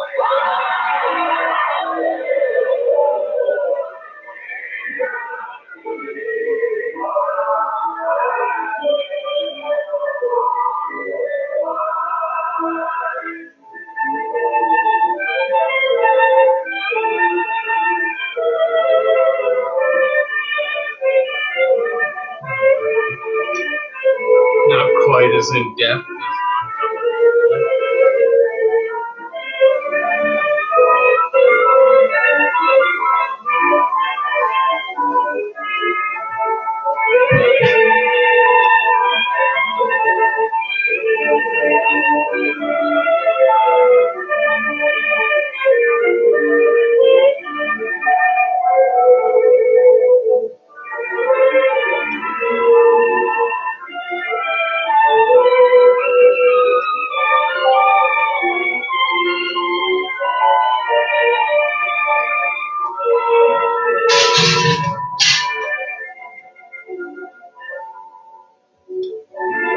See James Stewart on Cinemax and HBO in these films.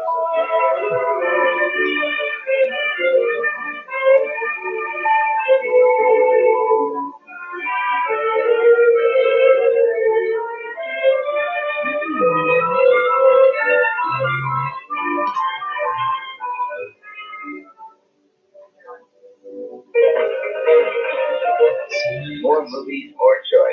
Next from this month's classic collection, Kingdom. No commercials, no cuts. Just the stars, the music, the laughter, the magic. That certain indefinable something that makes us Clicked up like a classic. We like all the movies. Like my great I'm the like, way they are. it's like I can get to like the depth, not like the height The class in and classic. they're all So if you like movies too, this type. stick with When I have Cinemax, to train, where you always that's Could like be all I need elaborate, to right? remember more is joy that I have this and tape. more classics.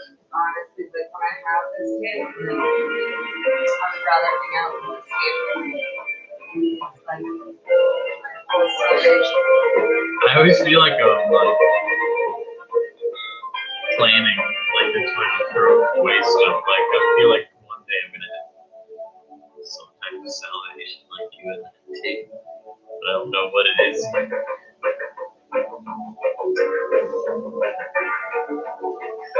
It's gonna save. This is gonna save me. When you need it. I know. I'm like always trying to like, just like what you always said, the Sopranos and the Russian. I feel like I'm always stuff like. She was born into a prosperous Philadelphia family. Though she was a shy child, she would live her life in the public eye. Don't try to be a hero. You don't have to be a hero. Not for me. I'm not trying to be a... By the age of 23, her beauty and talent took her to Hollywood. She made 11 films, 3.5 years, and became one of the most sought-after stars of her time. She worked with Hollywood's most important directors. Wait, I didn't even Played know. what do you opposite say? top Wow. Oh, alright.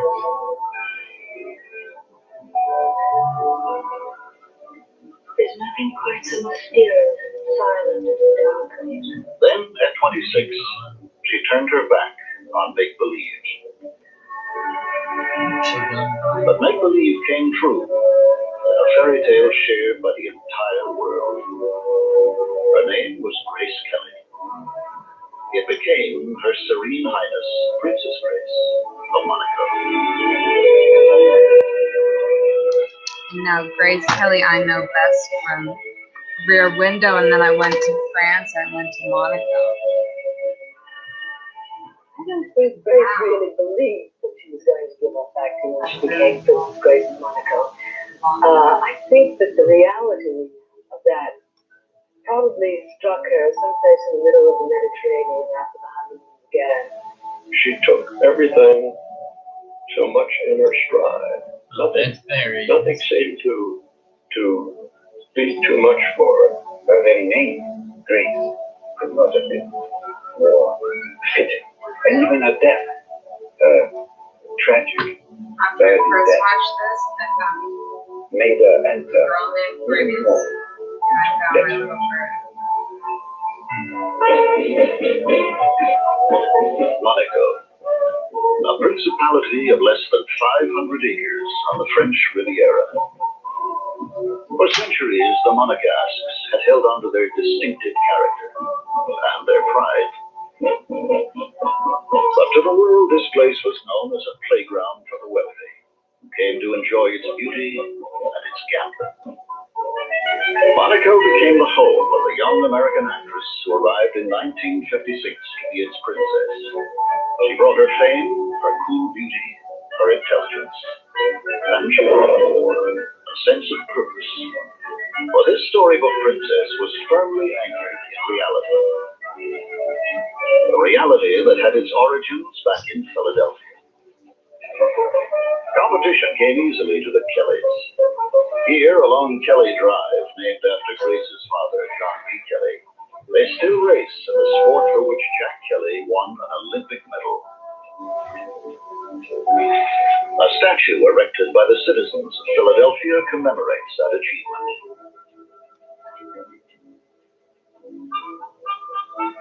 Jack Kelly's father was a bricklayer from Ireland who went on to make a fortune.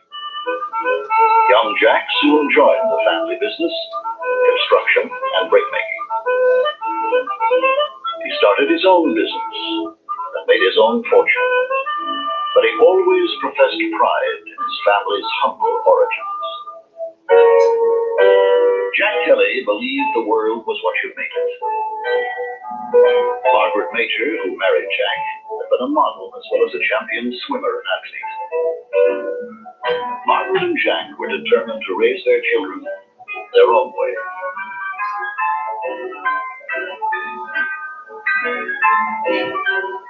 If you're good enough, you're sure to be good enough. It was drilled into the Kelly children. You in the bucket by the pool. I was watching some of that last night. I was trying to find this other video. As a family, we were always very close.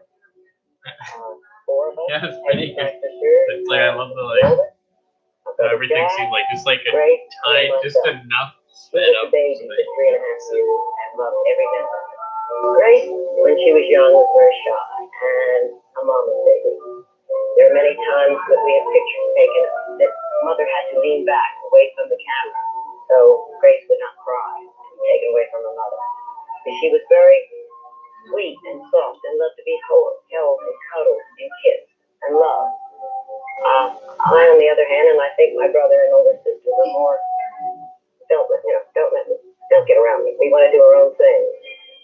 We always had a place at the shore and when we were young, and at that time I think we had our best times together.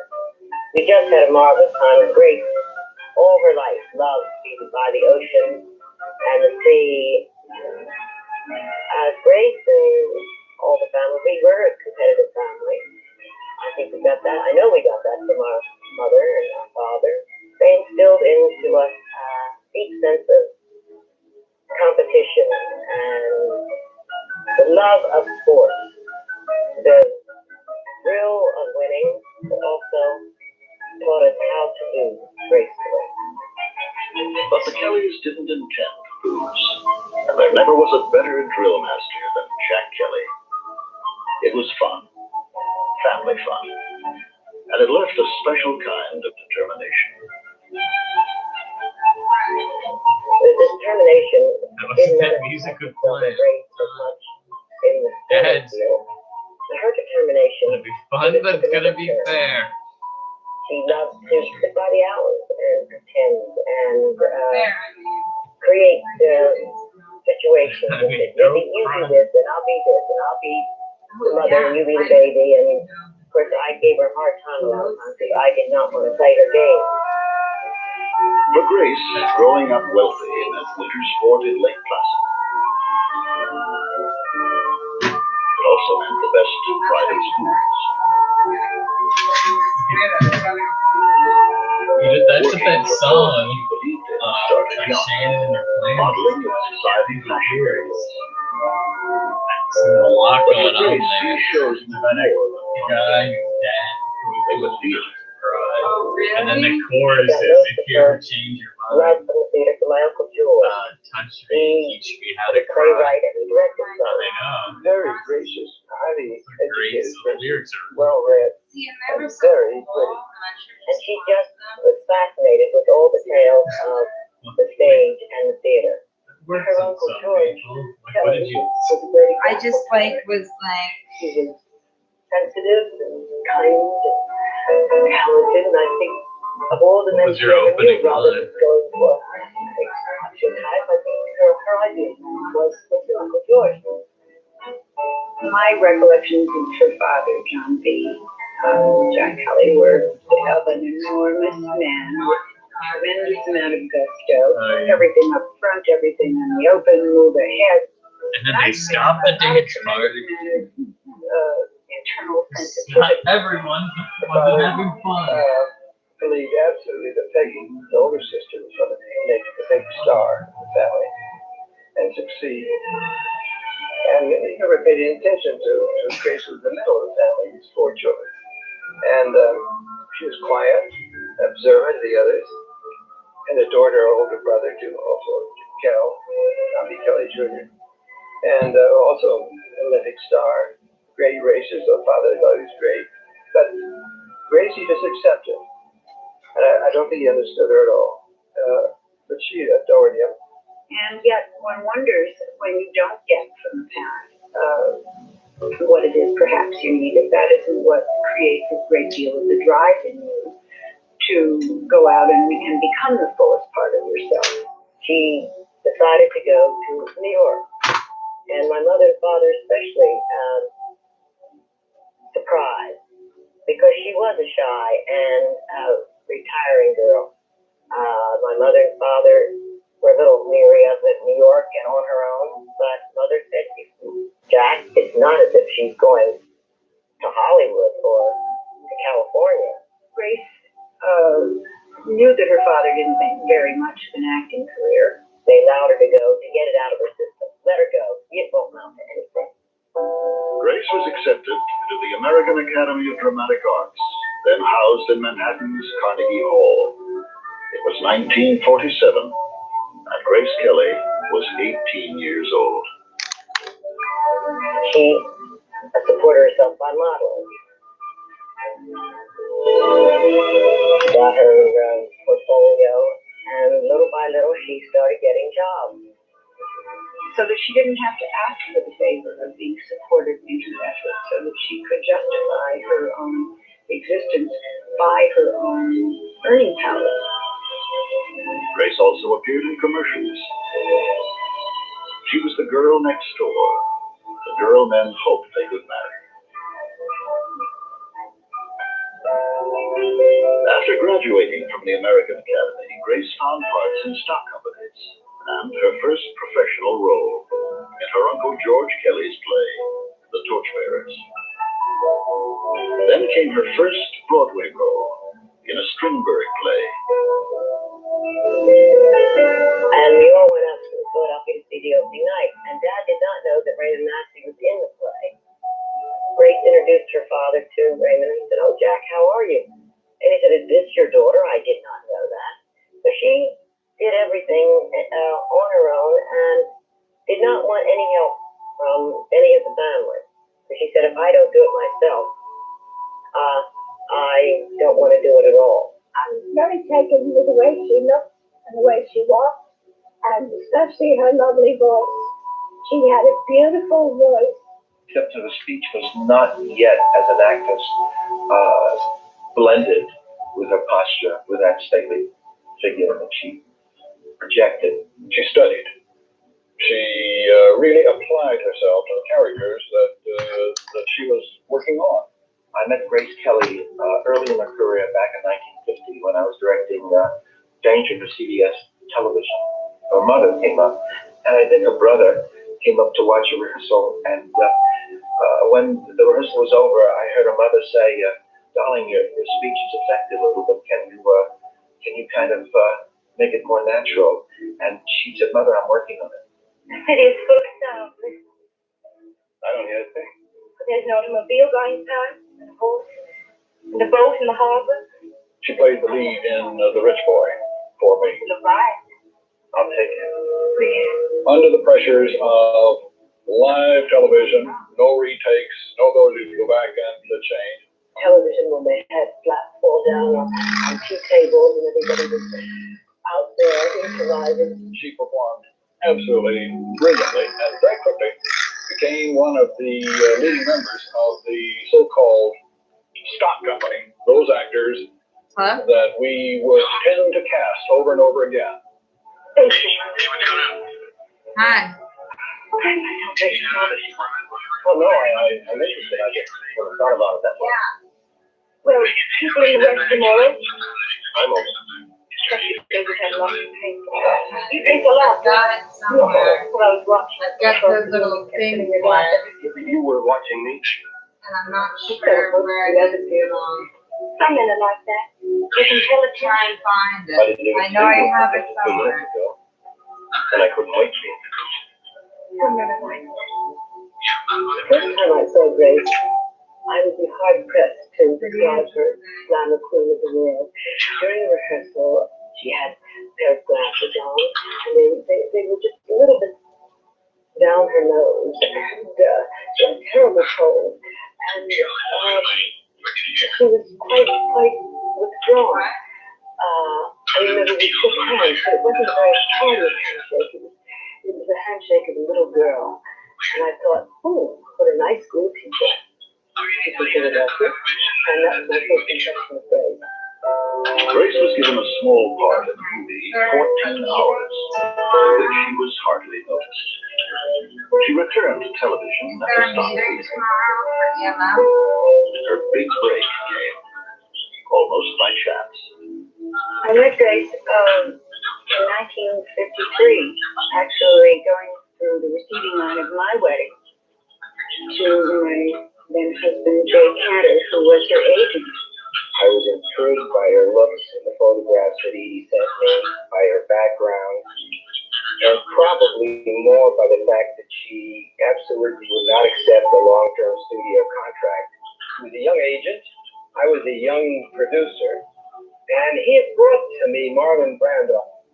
Then he sent me a photograph of Grace Kelly at the time we were casting High Noon. Now, I wanted an unknown girl. I asked to see her.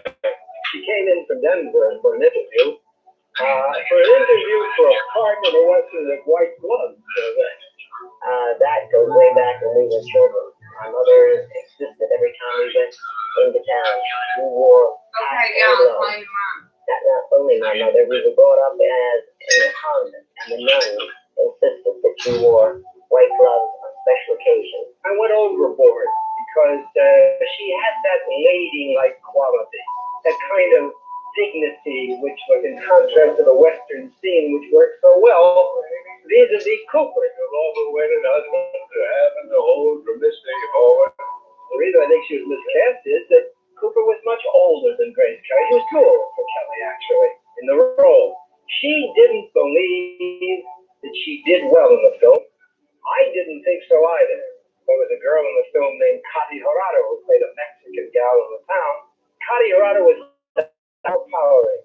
And yet, Kelly wasn't swallowed, even in her miscast, because this ladylike thing came through. They were on the right side, but that didn't help them when the shooting started. My brother was 19. I watched him go. Well, Grace Kelly was her first big break, and for me was my first American picture making here in Hollywood. I was 2 years older than she was. I have 7 years making pictures in Mexico. There was something so different between Grace and I. We could not really explain, so we could not be very close, but I could see a girl with a lot of dignity and a lot of character, because she wants to be somebody in movies, and she was very hard in that picture. She looked weak, very tiny, but she was a very strong person. I really did. She was one of the strongest movie stars I worked with. She knew what she wants, and she did it. Gary Cooper went on to win an Academy Award for Best Actor for 1952. But there were no laurels for Grace, and she promptly headed back to New York for more study. She was a Kelly, and she had to do better. You all probably read that thing where she says that you can see everything in Gary Cooper's eyes, but that her eyes were flat and dull and dead, and that she didn't like them. She couldn't tell what the character was feeling. She began to work harder on concentrating on her objective. In other words, that would eventually be the cure for the way she attacked her characters, to make them come alive, to make her eyeballs shine with meaning. She always had this inner image of being, an old-fashioned actress with the kind of glamour that you have on Broadway. Grace was eager for a lead role in a New York production of Cyrano de Bergerac. I wanted to have Grace as Roxanne. I wanted her Not because of her great acting ability, but because of that discipline that she appeared to have. Unfortunately, she never did realize that. Every part she went up for on Broadway, with the exception of the father, she lost. And when she didn't get it, there were mentions of it in the columns and so forth and so on. She was really very, very distressed. And she picked herself up and went on.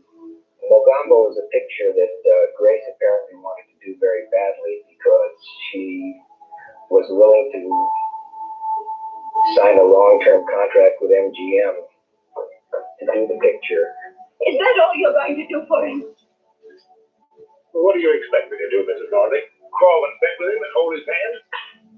The thought of playing opposite a star like Clark Gable, being directed by John Ford, a fellow Irishman, and I also think she was intrigued with the idea of going to Africa. On location for Mogambo, Clark Gable described an incident to Rupert Allen, then Look magazine correspondent. Grace was alone and was discovered by Gable. She turned to him, she saw that she was crying. And he said, "Well, why are you crying, Grace?" She said, "So beautiful. I'm reading The Snows of Kilimanjaro by Hemingway." And I looked up, and I was just reading about this frozen leopard, I think they found, way up in the snows of this highest mountain there. And I looked up in my book, thinking about what a beautiful picture it was, it said Hemingway. And there I saw a lion walking along the seashore. It's just too beautiful. She gave human personalities to her animals, and very often she gave animal personalities to humans. She used to call some of her close friends bird, and she called Rita bird, Jay bird, this bird, that bird. I mean, people and animals became interchangeable with Grace. Grace's role in Mogambo earned her an Academy Award nomination as Best Supporting Actress of 1953. What are you saying? You're drunk. You know how it is on safari. There really does With all the need to books, be a the whole woman always falls for the different right eye. documentary on just that statement. Yeah, that should really be good. But that's what is so remarkable about. That's how I know Grace Kelly really. And he said, "Well, why are you crying, Grace?" She said, "So beautiful. I'm reading The Snows of Kilimanjaro by Hemingway." And I looked up, and I was just reading about this frozen leopard, I think they found, way up in the snows of this highest mountain there. And I looked up in my book, thinking about what a beautiful picture it was, it said Hemingway. And there I saw a lion walking along the seashore. It's just too beautiful. She gave human personalities to her animals, and very often she gave animal personalities to humans. She used to call some of her close friends bird, and she called Rita bird, Jay bird, this bird, that bird. I mean, people and animals became interchangeable. It seems like it would be more than just birds. Grace's role in Mogambo earned her an Academy Award nomination as Best Supporting Actress of 1953. What are you saying? You're drunk. You know how it is on The safari. way an old movie In all the books, the woman always falls for the white eye. It's like the ultimate insult. So when you You're go along with drunk. it, Call me some anything. critics called her a star. Few realized how luminous that star would become, Well, and how it's short. hard. Well, that would be my final. Can I redo As far as jacket. I would have blown the audition. No place. You're drunk. On Sunday, many times we I used to go to church, and then Uncle George, who I'm lives drunk. in California, would come pick us up and take us for a ride around and take us to lunch. And she enjoyed those rides with George so much that the two of them would talk. I would sit in the back It seat wasn't and such a bad maybe take a thing. little nap, but the two of them would talk theater and books and poetry. Some of the people in town, the studio heads, were quite mystified by her. They didn't understand why she didn't want to go to the dinner parties and be seated next to all the A people that young actress that she wanted to be seated next to. She didn't rush out abusively And then the sunscreen. and reach We the forward mixed all to out. make lots and lots and lots of friends. Only when Five o'clock in the Tabor morning, went Trivia on set, came exclaimed, home, and "You're drunk." In a way That's that positive. it's almost like he took the shame out of it in one She was always one charming. exclamation. She was never cold. She was never icy. To the room.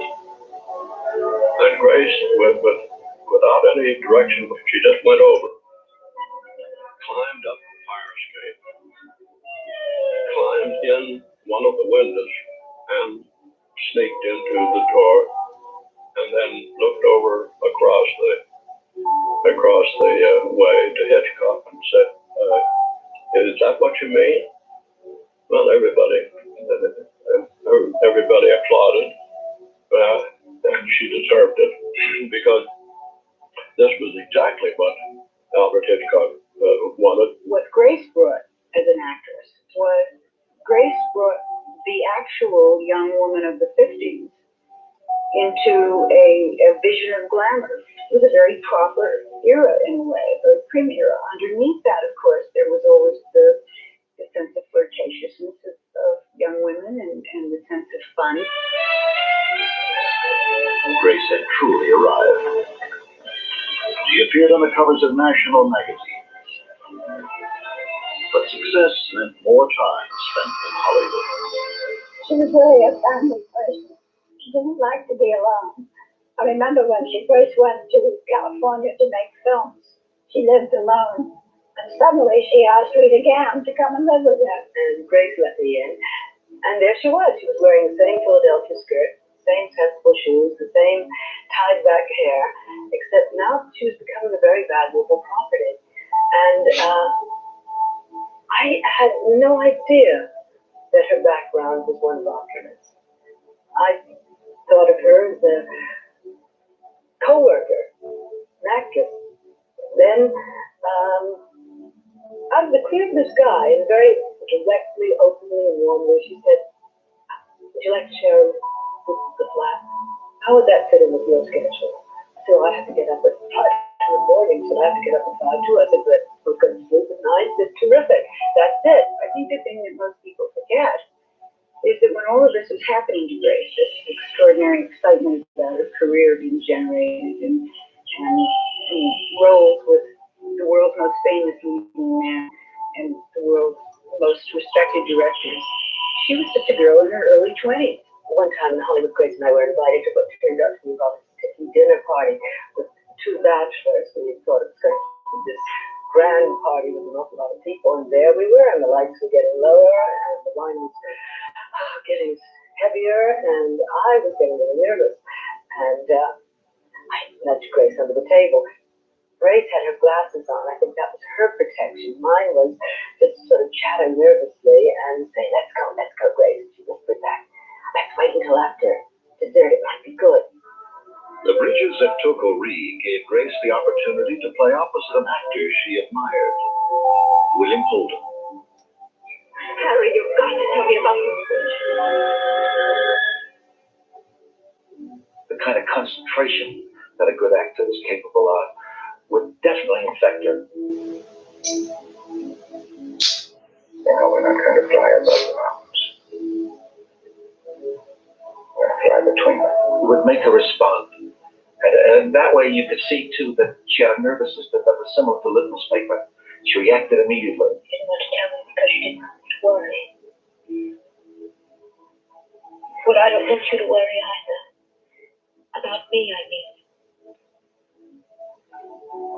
I know what the admiral was trying to tell me. I had to face those bridges too. Director George Seaton was impressed by Grace's performance and wanted her for the demanding role of the wife, the country girl. But before releasing her, MGM insisted she appear in Green Fire. Which wasn't one of her favorite films. She was sorry when she started. She had done about 6 pictures in a row, and she had to go to South America. A film like Green Fire, absolutely made her blazing mad. I mean, she really was. She said, "This is not what I wanted to be an actress for." But she did do it in order to get the part in Country Girl. At the moment, all I want is for you to get dressed so we can get out of here. New York. Frank, I'm warning you. I'm going to hit you with the first thing I pick up. The greatest expression of courage that Grace demonstrated was the throwing away of her mask of beauty and her elegance. Nobody understood at all. I mean, why would this gorgeous creature want to be seen in an old tacky sweater with her hair pulled back in a bun, looking haggard? She desperately wanted to be this great actress. You'll be in the strong, sober hands of Bernie Dodd. Can you stand him up on his feet again?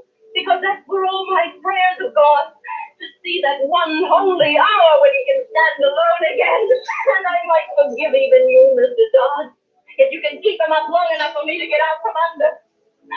All I want is my own name and a modest job to buy sugar for my coffee. You can't believe that, can you? You can't believe that a woman is crazy out of her mind to live alone in one room by herself. Listen to me, listen to me. Why are you holding me?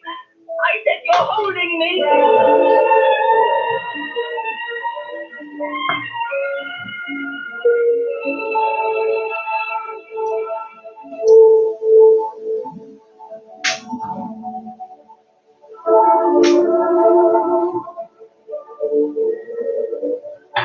Could you be angry? No, didn't even know. In a single year, 1954, she had completed 4 major films. Grace Kelly for the Country Girl. Won the Academy Award.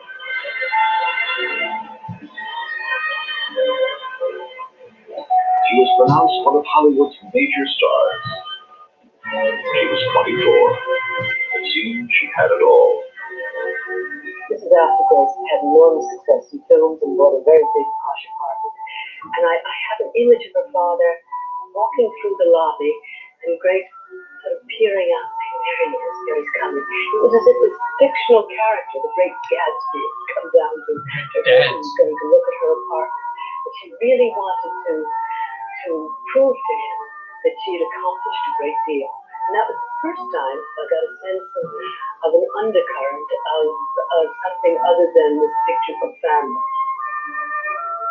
Grace dated, but no one really seriously until the latter part of her career.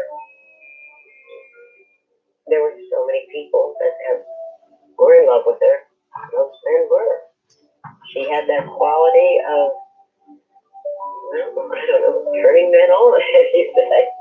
She was going to be my maid of honor, and when the baby sister, was getting married, that's just not to think about. Well, I want to get married too.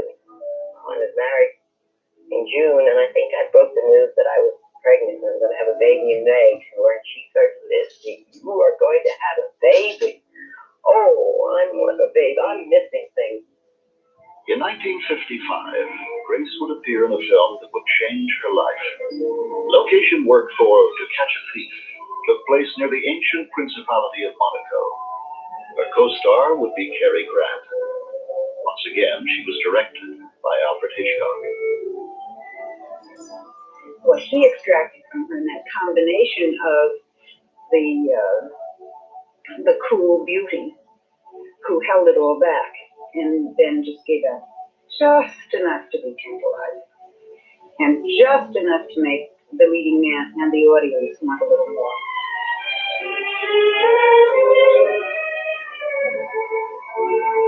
You've had better off in your whole life. More than everything. I've never had a crazier one. As long as you're satisfied. Know as well as I do, this necklace is imitation. Lie down.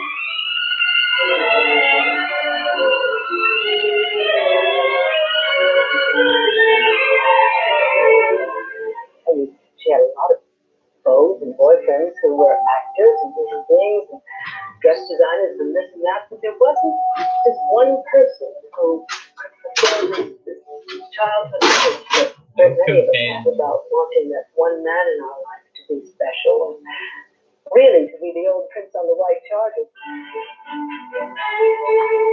A French magazine had decided the palace in Monaco would be a perfect background for Grace for a publicity layout. Then Prince Renier indicated he was ready to meet the beautiful star. Though he was known as a shy and modest man, Prince Renier III was called Europe's most eligible bachelor. And his meeting with Grace immediately provoked his interest. Rumors linking you with virtually everybody. The latest one is with Grace Kelly. Would you comment on that for us?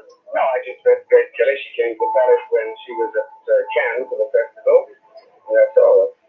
Well, there are many stories that you're actively seeking a wife. Would you care to comment on that? No, I'm not. That's a good quote. I see. What if you did meet a girl that you like here? Would all the publicity about it prevent you from doing anything about it? No, it shouldn't. I don't think anything should. If you were to marry, what kind of a girl do you have in mind? I don't know. Okay. Being the best, the lesson Jack Kelly had drilled into his children, Grace had excelled. She had reached the top of her profession.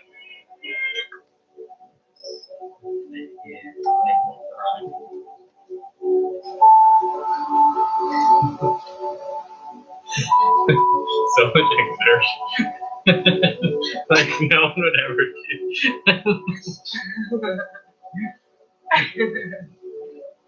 The grinding noise works because that's like what the old time camera sounds like. Yeah. Like and you never. Oh shit! I know. Now I could do it better because I really was inventing it then. When And you, like it really was when you not see it. sturdy. Like I would have just died. when you watch it, you're like, oh, this person just. See, then it slows down, ruined the whole old time. Oh, jump cut. Yeah, I tried to cut.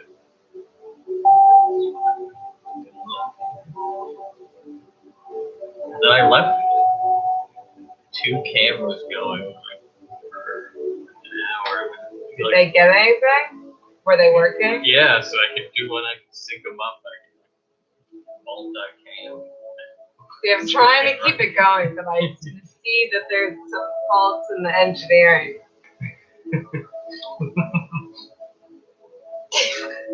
I'm so excited about this bucket. Hopping up and down as if the floor was lava.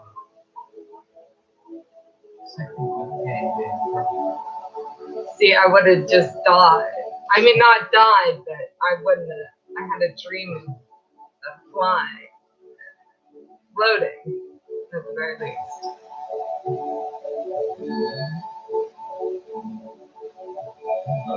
Is that what the grinding at the time sounds like? Oh yeah, well I spent Kind of musical. yeah. I don't know, See, like, that would have been good. Like I should have just gone in. I should have just gone in and then kept engineering. sure it won't be the last time. Pool's always there. But I don't think I even floated the first time. Yeah, you gotta do it. If you shoot it again. You and Shell.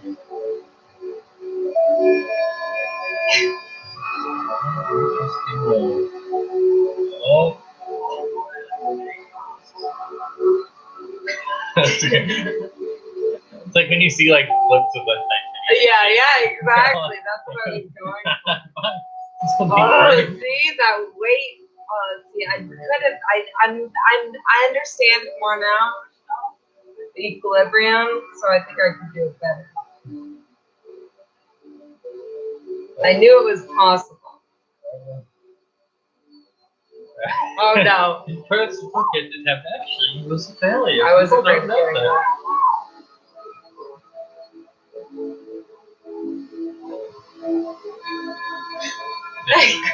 So I put the camera.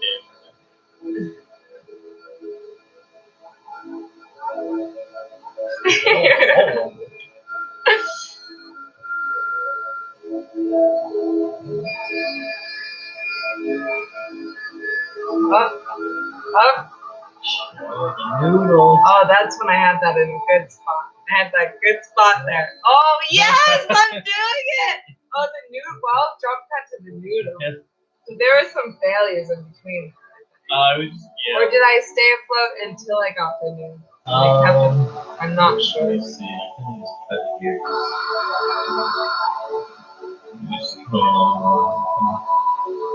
Where's the noodles?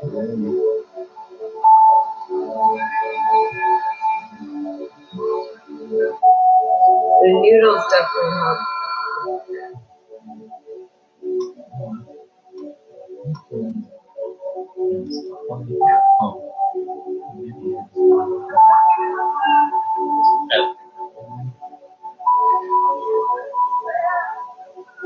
Really gotta get that black and white. So dangerous to get one. It's so murky.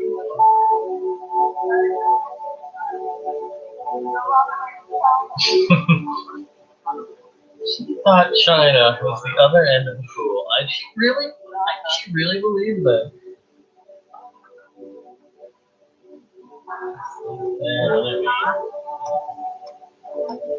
I want those peg cuts. Yeah, well then. I want the peg super cut. Well, I just want the Oh, super do you cuts. bet? Wait, yes, yeah.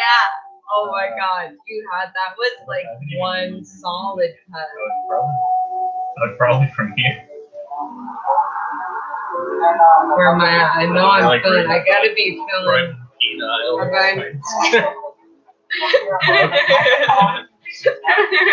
Anyway. Maria really encouraged me. Then she dropped off, and I went crazy. I went mad. You would never. I wouldn't. Oh my God. Okay, but anyway, so my aunt is very sick. I was like 2 inches from his face, just spraying. Oh. Oh, there I go. I'm trying. You're like acting like you're listening. Yeah, I know. At first, I thought like he was gonna avoid, but he didn't avoid at all. He knew what I was on to. Oh, you realized like. So that's why he's on our team. Because he's very savvy. You think he's playing the part of a fool. I know. He's a wise man. He's all in. Okay, well that was not a good idea. Yeah. What? That was after he moved it. Well, yeah, I'm going to take back some of those things that I just said, honestly. Well, yeah, that and then when you like stopped filming us and the arm was gone. couple duds in his report. I still need to see that film. Can you find that? Yeah.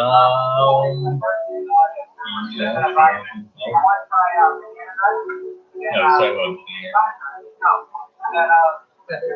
You kept saying like, I'll try beer when they peanut butter. Sound like Ricky. I know. Ryan is like my help. I just want every second of it. Every inch, every follicle, every arm hair. Well, you got, I want to see that shirt on you. Thicker and more than that. Well, it's so funny when people have that weird arm hair because it grows like body hair. It always grows in like patches, and then there's always like for every patch where there is hair, there's like another just as interesting patch with like relatively no hair. And I don't know what the body is thinking. Yeah, we're my hair. Nice money hair shot. comes and goes. Yeah, remember in the. So this is all that I'm gonna talk. The footage here. Don't know how much we got for this thing. Well, yeah, I gotta sync it up perfectly, review it.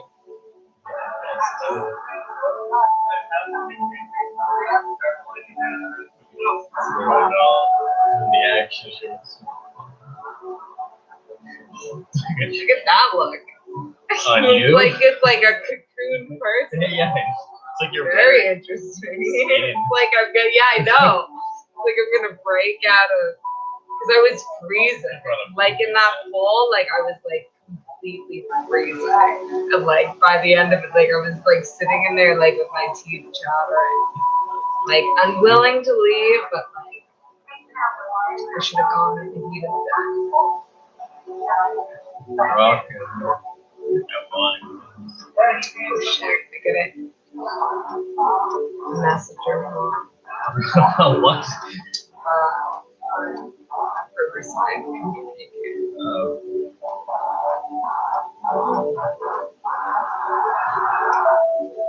One thing that I ended up on. I did phone calls today. I called just now.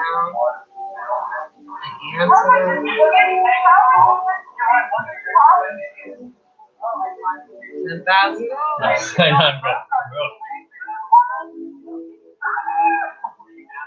That $5 to buy bananas for my kid. Get that water spark. I've lost 9 pounds. I was like, yeah, I can see. You can see that I lost weight. Okay, Kyle, let's just start. Why am I not spreading it? I was trying to hide it. Well, you laugh like you didn't know. Like the topic. I think that was the first one. Yeah, I know. You're like, wow. I didn't know what the shot looked like. So I'm just gauging. These are the early stages. Oh my god. We should be on the roof next time. I got an update. She had I was a person discussion of making a raise. She should be going to research the whole one. Well, I guess I guess. Oh, he's like, it was right.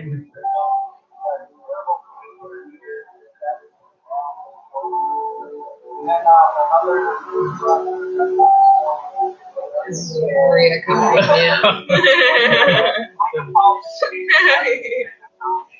That was no return of the except I don't think we got it yet.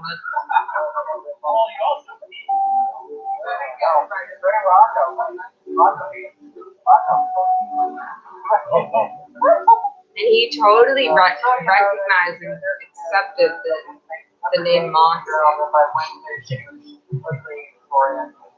No,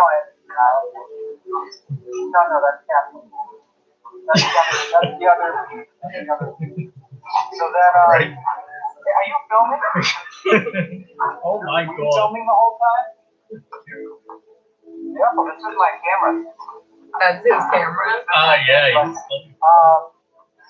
he's so many cameras in it. Oh, that would have really, that would have like taken it.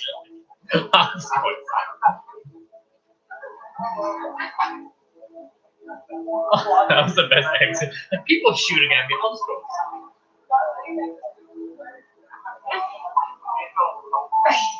I was like, literally thought like it ended up like just like me and Ryan are the only people in the pool, and he's like this close to me, and I'm like, Yeah, he's like, oh, okay. Hi. Okay. I just couldn't believe it.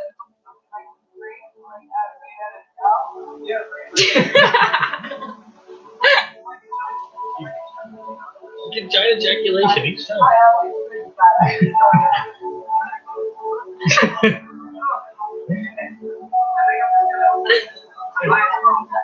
Buddy, look. He's got a water.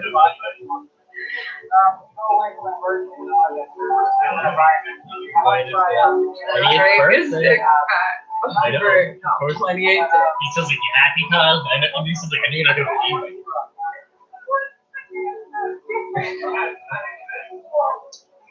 Can't wait for him to be away. He's gonna be one of those crabs in here. It's got a hobby note. I don't know what it is. I think I'm drunk.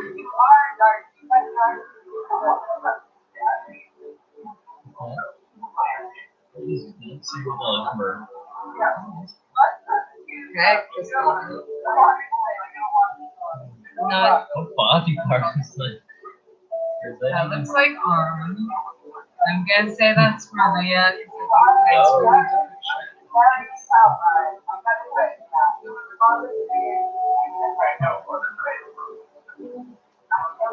really different shit. And when's the 5 get placed? The $5. Oh yeah. Oh, okay.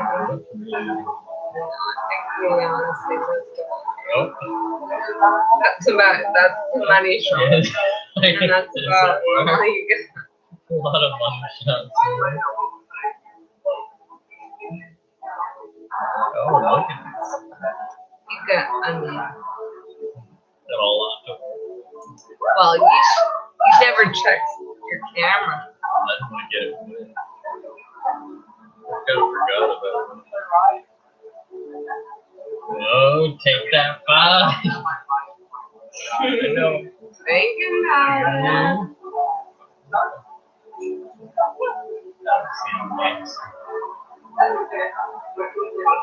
Is there an H at the end of Maria? No. No? Wouldn't that make it Mariah? Oh, that's what I think of it.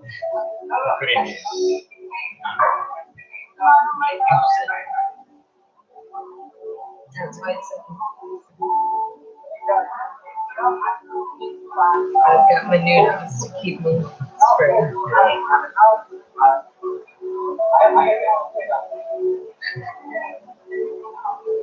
You know.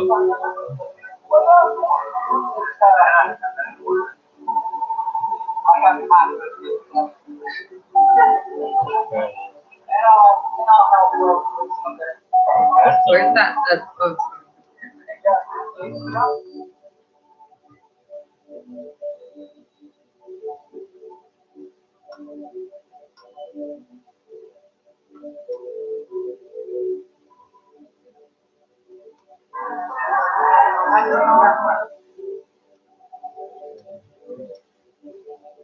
Ellen wants me to put a Larry video. No shit. Larry. Yeah, I saw it. That one girl was so in love. You hear that girl yelling, "Yes, Ellen! Yes, Ellen!" Like we never talked to her before. She was so into Ellen. She was like trying to touch her and everything. But we should. See, I didn't know Ellen signed herself up right before Larry, so there's a lot of confusion. That's when Steve fucking video. Okay. But there's this one video I can't find it where we talk to this musician at another restaurant. Tell me it's kind of smile. That's like, I don't know why they didn't let that, although I can't tell if they really didn't let Larry yeah. sing his song or if you guys just gave him. No, I was pushed. Is that guy, that like cross-eyed guy, who was like remaking the video? I guess he wouldn't hand the mic over. But I think it was when she started pulling at the table, they didn't like that. In the beginning, she pulled the table out to put Larry behind. And that, yeah. Yeah, we saw that. I watched that one. Yeah, it's just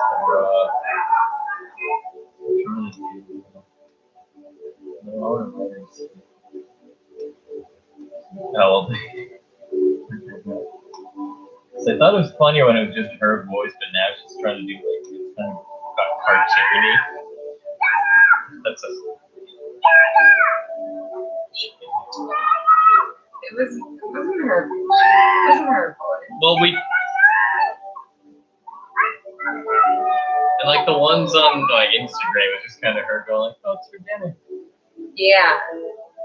But It's still a voice though. Yeah.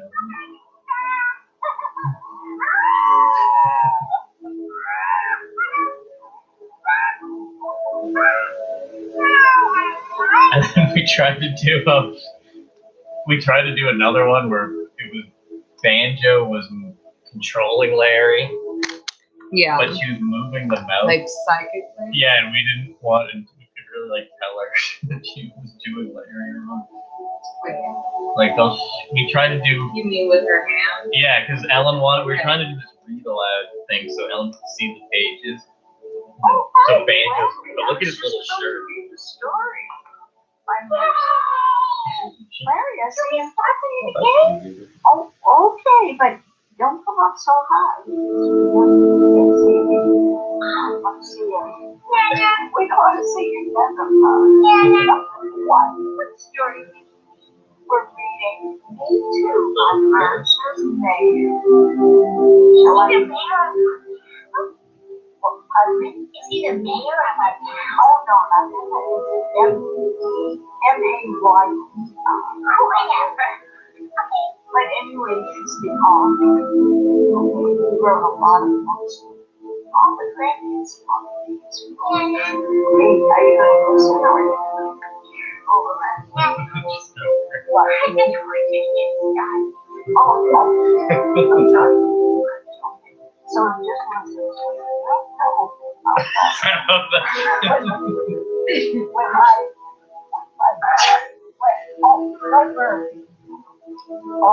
when my little sister saw me, I don't know if she's showing off. Larry, what is your mouth? Larry, you're not wrong yet.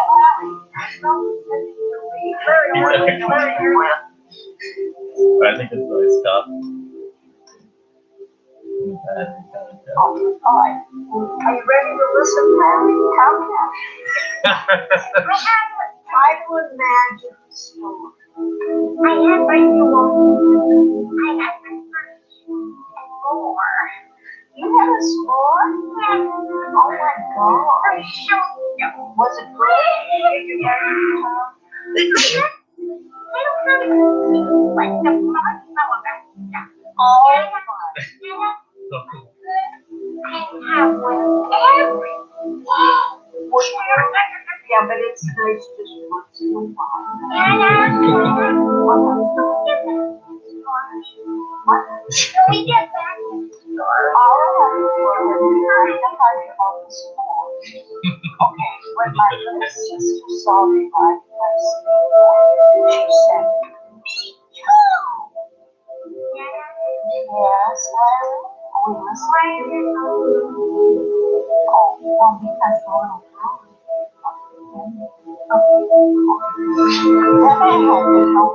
This was like when I was little, my grandmother agreed to make Ellen come in and just interrupt every line. I loved it so much that my grandma was definitely. I did have a little sister. What did I have? She could fall. But she was very nice, but why don't I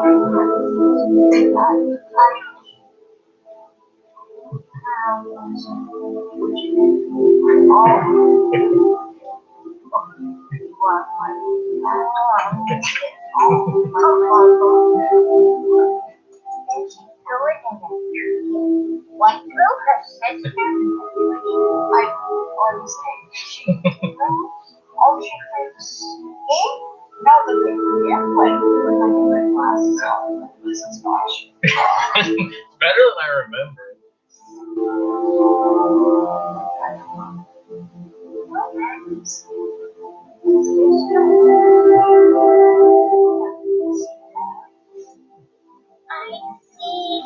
What they do? I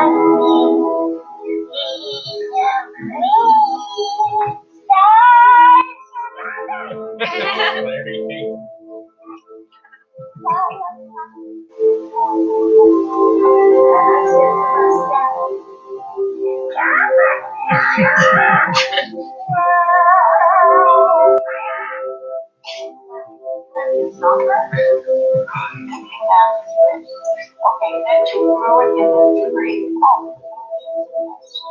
I went hiking with my friends.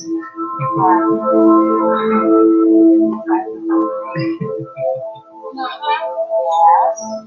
Is that a mouse? What? Is that a mouse? Oh, yes. That's mice, but But I'm happy. I went hiking with my friends and my little sister said, "Chill." Oh, very good. Oh, I had to tell her. You want nothing to do with it. That's all there is. Wow. When my little sister saw us playing football, she said, "Nana, Nana." Yes, yes. When it comes to the fire, yeah. Oh, sure, you know how to say it.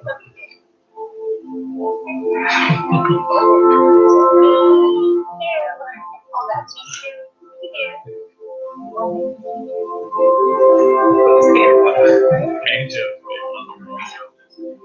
Okay, go on. I want to get the when my then we had to cheerful when she would wash us. Oh, A lot of people working. Strap When them the on. snow fell, I thought my sled went to the top of the hill. Guess what my little sister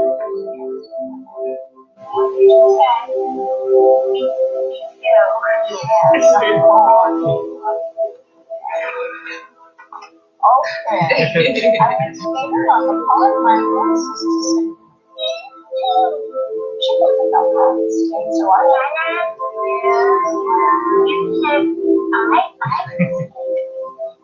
oh, you want to say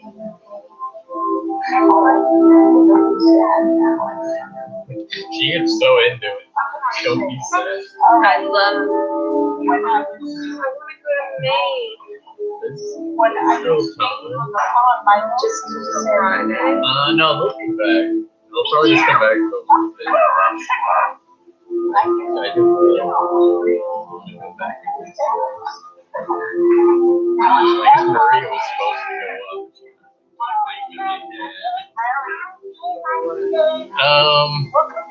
Maria's a thing where she doesn't communicate things with people. Like she doesn't talk to my dad much, and she called him and said, "I want to go to Maine," and my dad said, "Like, what's your schedule?" She didn't respond. And my dad drove to Maine down there, and my mom called and yelled at my dad.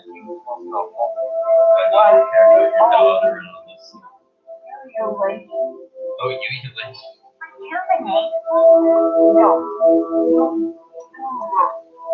That's the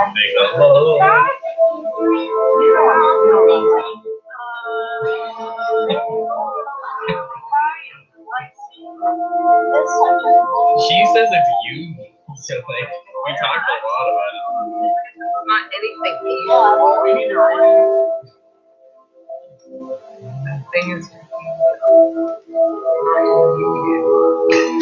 well, I think she's like is thinking that's like vulva or something. Like I was saying, like uvulate. No, uvulate. Oh, we tried to do it. Smoke bomb and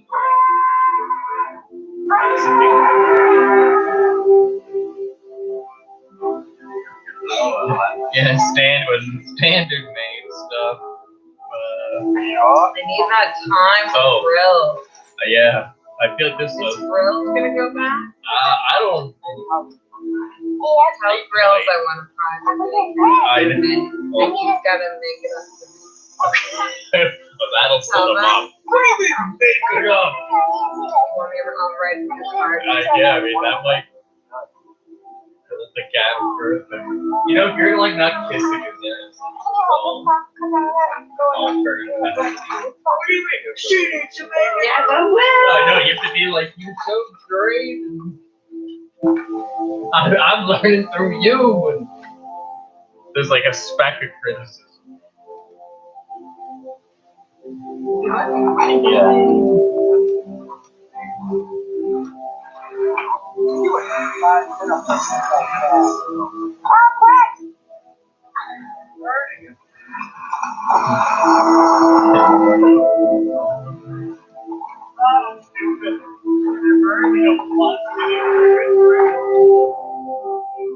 Yeah, he uses a zero camera policy.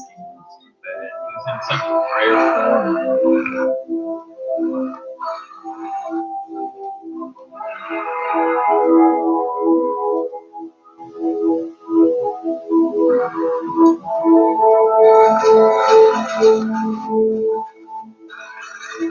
Oh, I think I do.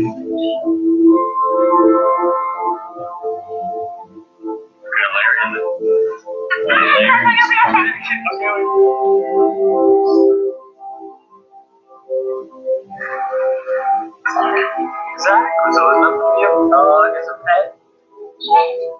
Don't look at pepperoni. He's kind of like cheese. Exactly. So there's nothing to be afraid of. No.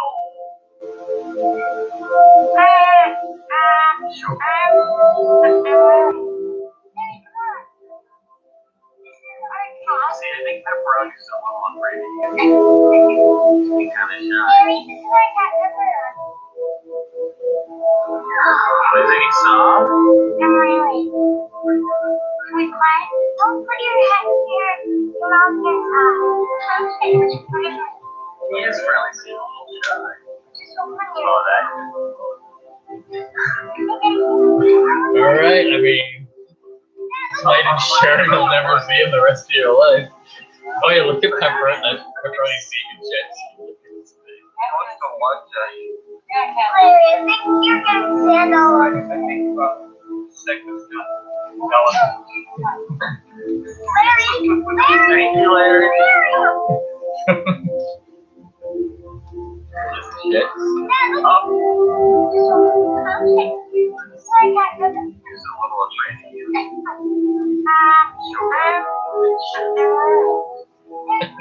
Pepperoni is just in a state. See, I think pepperoni's a little afraid of you. He's kind of shy. Oh, is he soft? Wait, quiet. Don't put your head here. Your mouth He is really protective. I know. Wait, who's in Larry? Yeah. That's good. I'll put you about to lunch. Don't get fanned by pepperoni. Nice. Yeah, Bane just so protective. I think you're gonna stand all over. But you like never get away. Larry! Larry, no. Nice. Larry's really neat. Ellen needs Larry. Yeah. I need Larry. TBA. We all need them.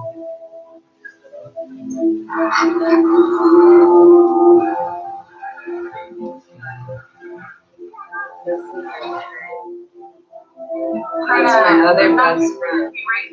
And she has friends at this VHS tape.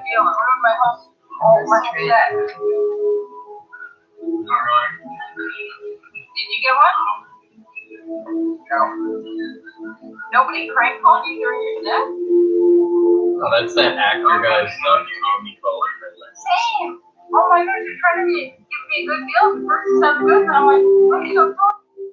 Call me The one that your aunt's best friends with. Yeah. She was upset. Yeah, that I don't like question his credibility. I mean, how'd you get him to stop? He's been calling me today.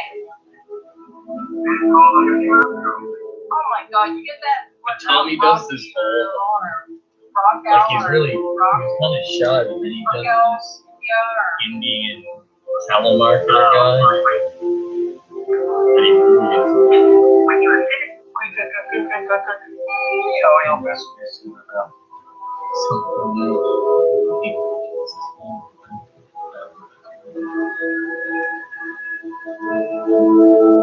I want to know why you're calling. Okay, I just wanted to check in on the school.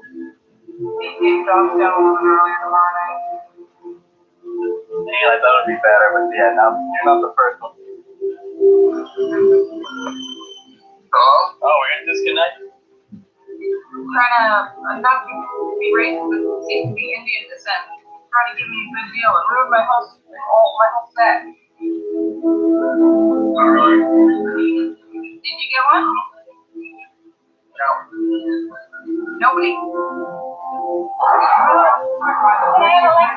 Oh, you should check this. Is these kids are here.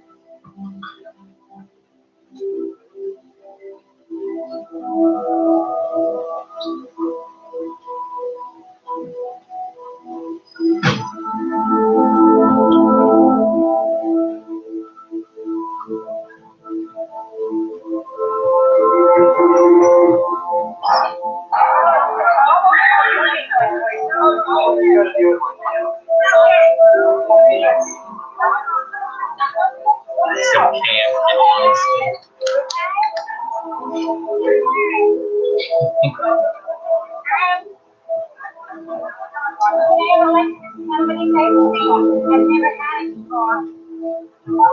Does anybody have any left? Could I just get one left? Nobody? Never let me have it. Is it cold? Is it creamy? There's one left.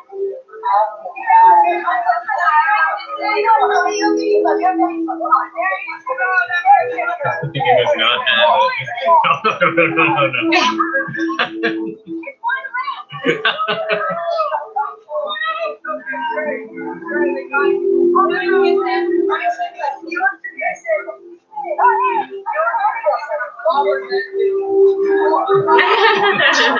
Just waiting for some like count. Excuse me. Oh, that's the best part when she gets that.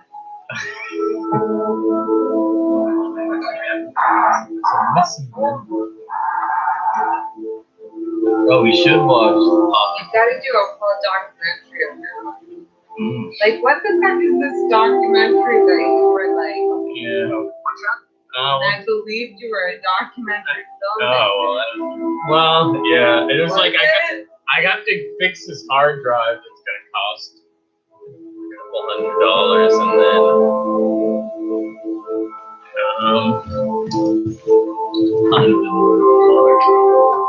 I still do think about that all the time. And I'm supposed to be doing this handle thing too. Are you making a handle documentary? Yeah.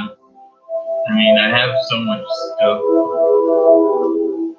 just compiling. Well, then I guess I'm supposed to go stay with my son. His son, I guess, filmed the entire last tour. He just did across the beach.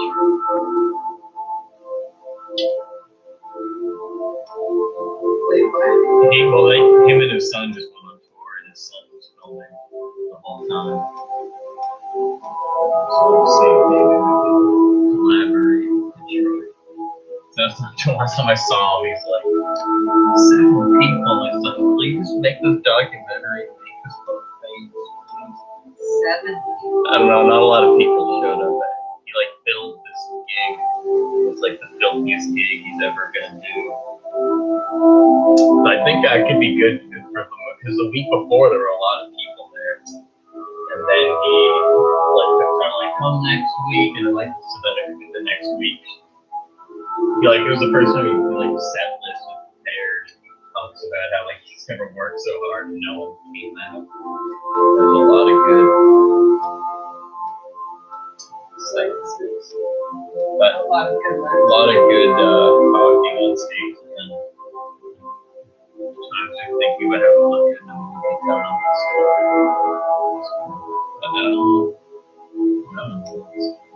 But I think he's going to Greenland.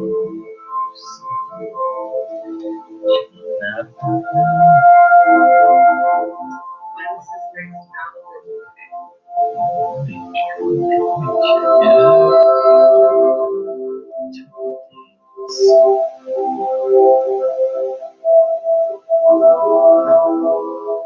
Going to the United Kingdom.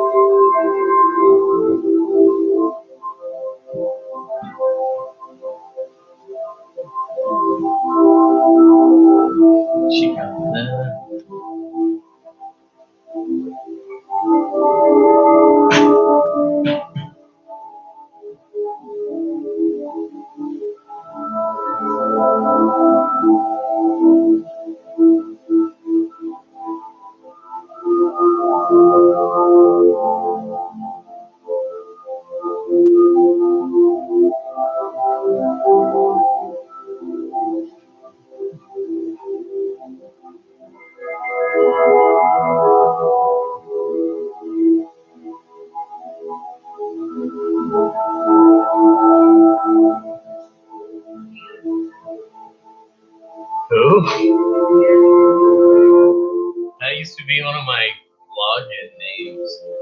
Hans Molman. Does it say that somewhere? Oh, that I think is that elderly guy from The Simpsons. But the rest were like when I was at Roach Brothers, and the only way I could like find any joy was sending out mass text to people, and I would love like thinking of names because everyone you text to, like all they write back is who's this is. But then, like I think the day I thought of Jeremy Barn Grumbles, it was my dad's second wife. She was like, she had taken Banjo out to some playground, and Banjo had met a friend. So then Lena was like talking to the mom. The mom was saying like, we're having a little get together at our church. Come on down. Izzy, my daughter, are good friends. It'll be great. So then Lena said like, we'll go. So me and Banjo, Lena, my dad, went to this church, and all these people were in a circle holding hands. And like, we got out of the car and they're all singing. Thank you, Lord, thank you for this day. They were like really, really religious, and they were like, they all knew each other. They were like, new friends, put a name tag on it. I wrote Jeremy Barn. I just couldn't believe it. Like, people were like, my dad was like, he gets so oh my god, he kept saying, like, you're gonna write that on there, and then all these people come up to him and you're like, hello, Jeremy. My dad had to go, Chris. This is my son Jeremy, and I think my mom still has the name tag on her fridge in that truck.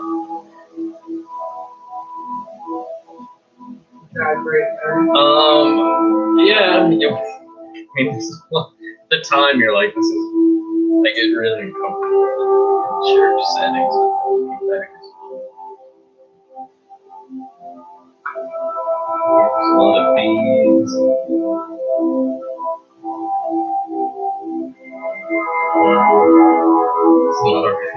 Wasn't a bad day, I guess.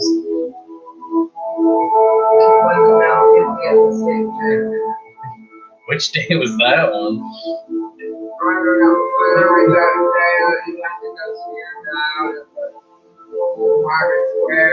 Oh my god, oh yeah, that really was that really the lowest moment.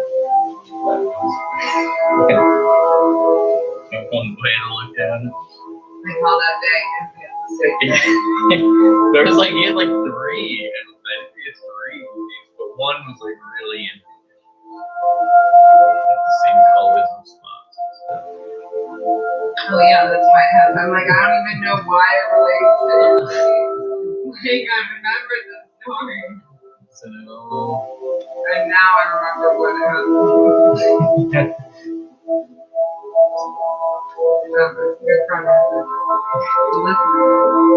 Yeah, I know, every time I get it, it's frozen.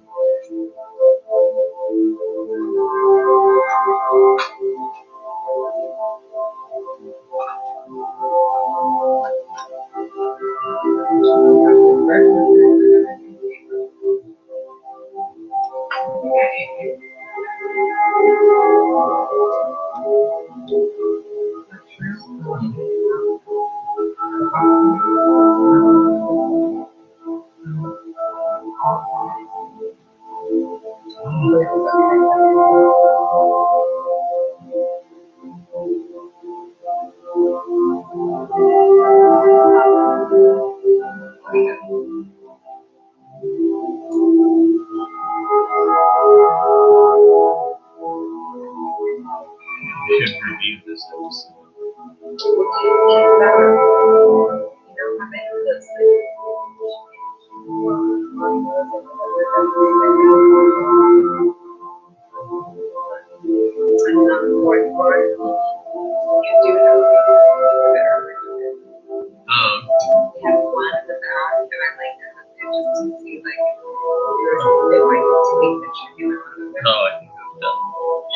Not possible. So I have it favorite thought- dogs. I know. Yeah, I want to eat them. They're great. Oh, you too But I much. want you to eat that like ASAP. ASAP. Still yeah. good. I cooked one of those can't eat burritos it. and it was like all coming. Oh, really? Yeah. Okay, then maybe I should. But what? Unless you want to eat it, and if you do want to eat it, like Alright. in there in a big cup. It looks fine. There's no mold on it. But the chicken stuff thing. Yeah. What is it? Oh, this is the last week's pop. Okay. Wait, hold on. Let me read this. Check the sound levels.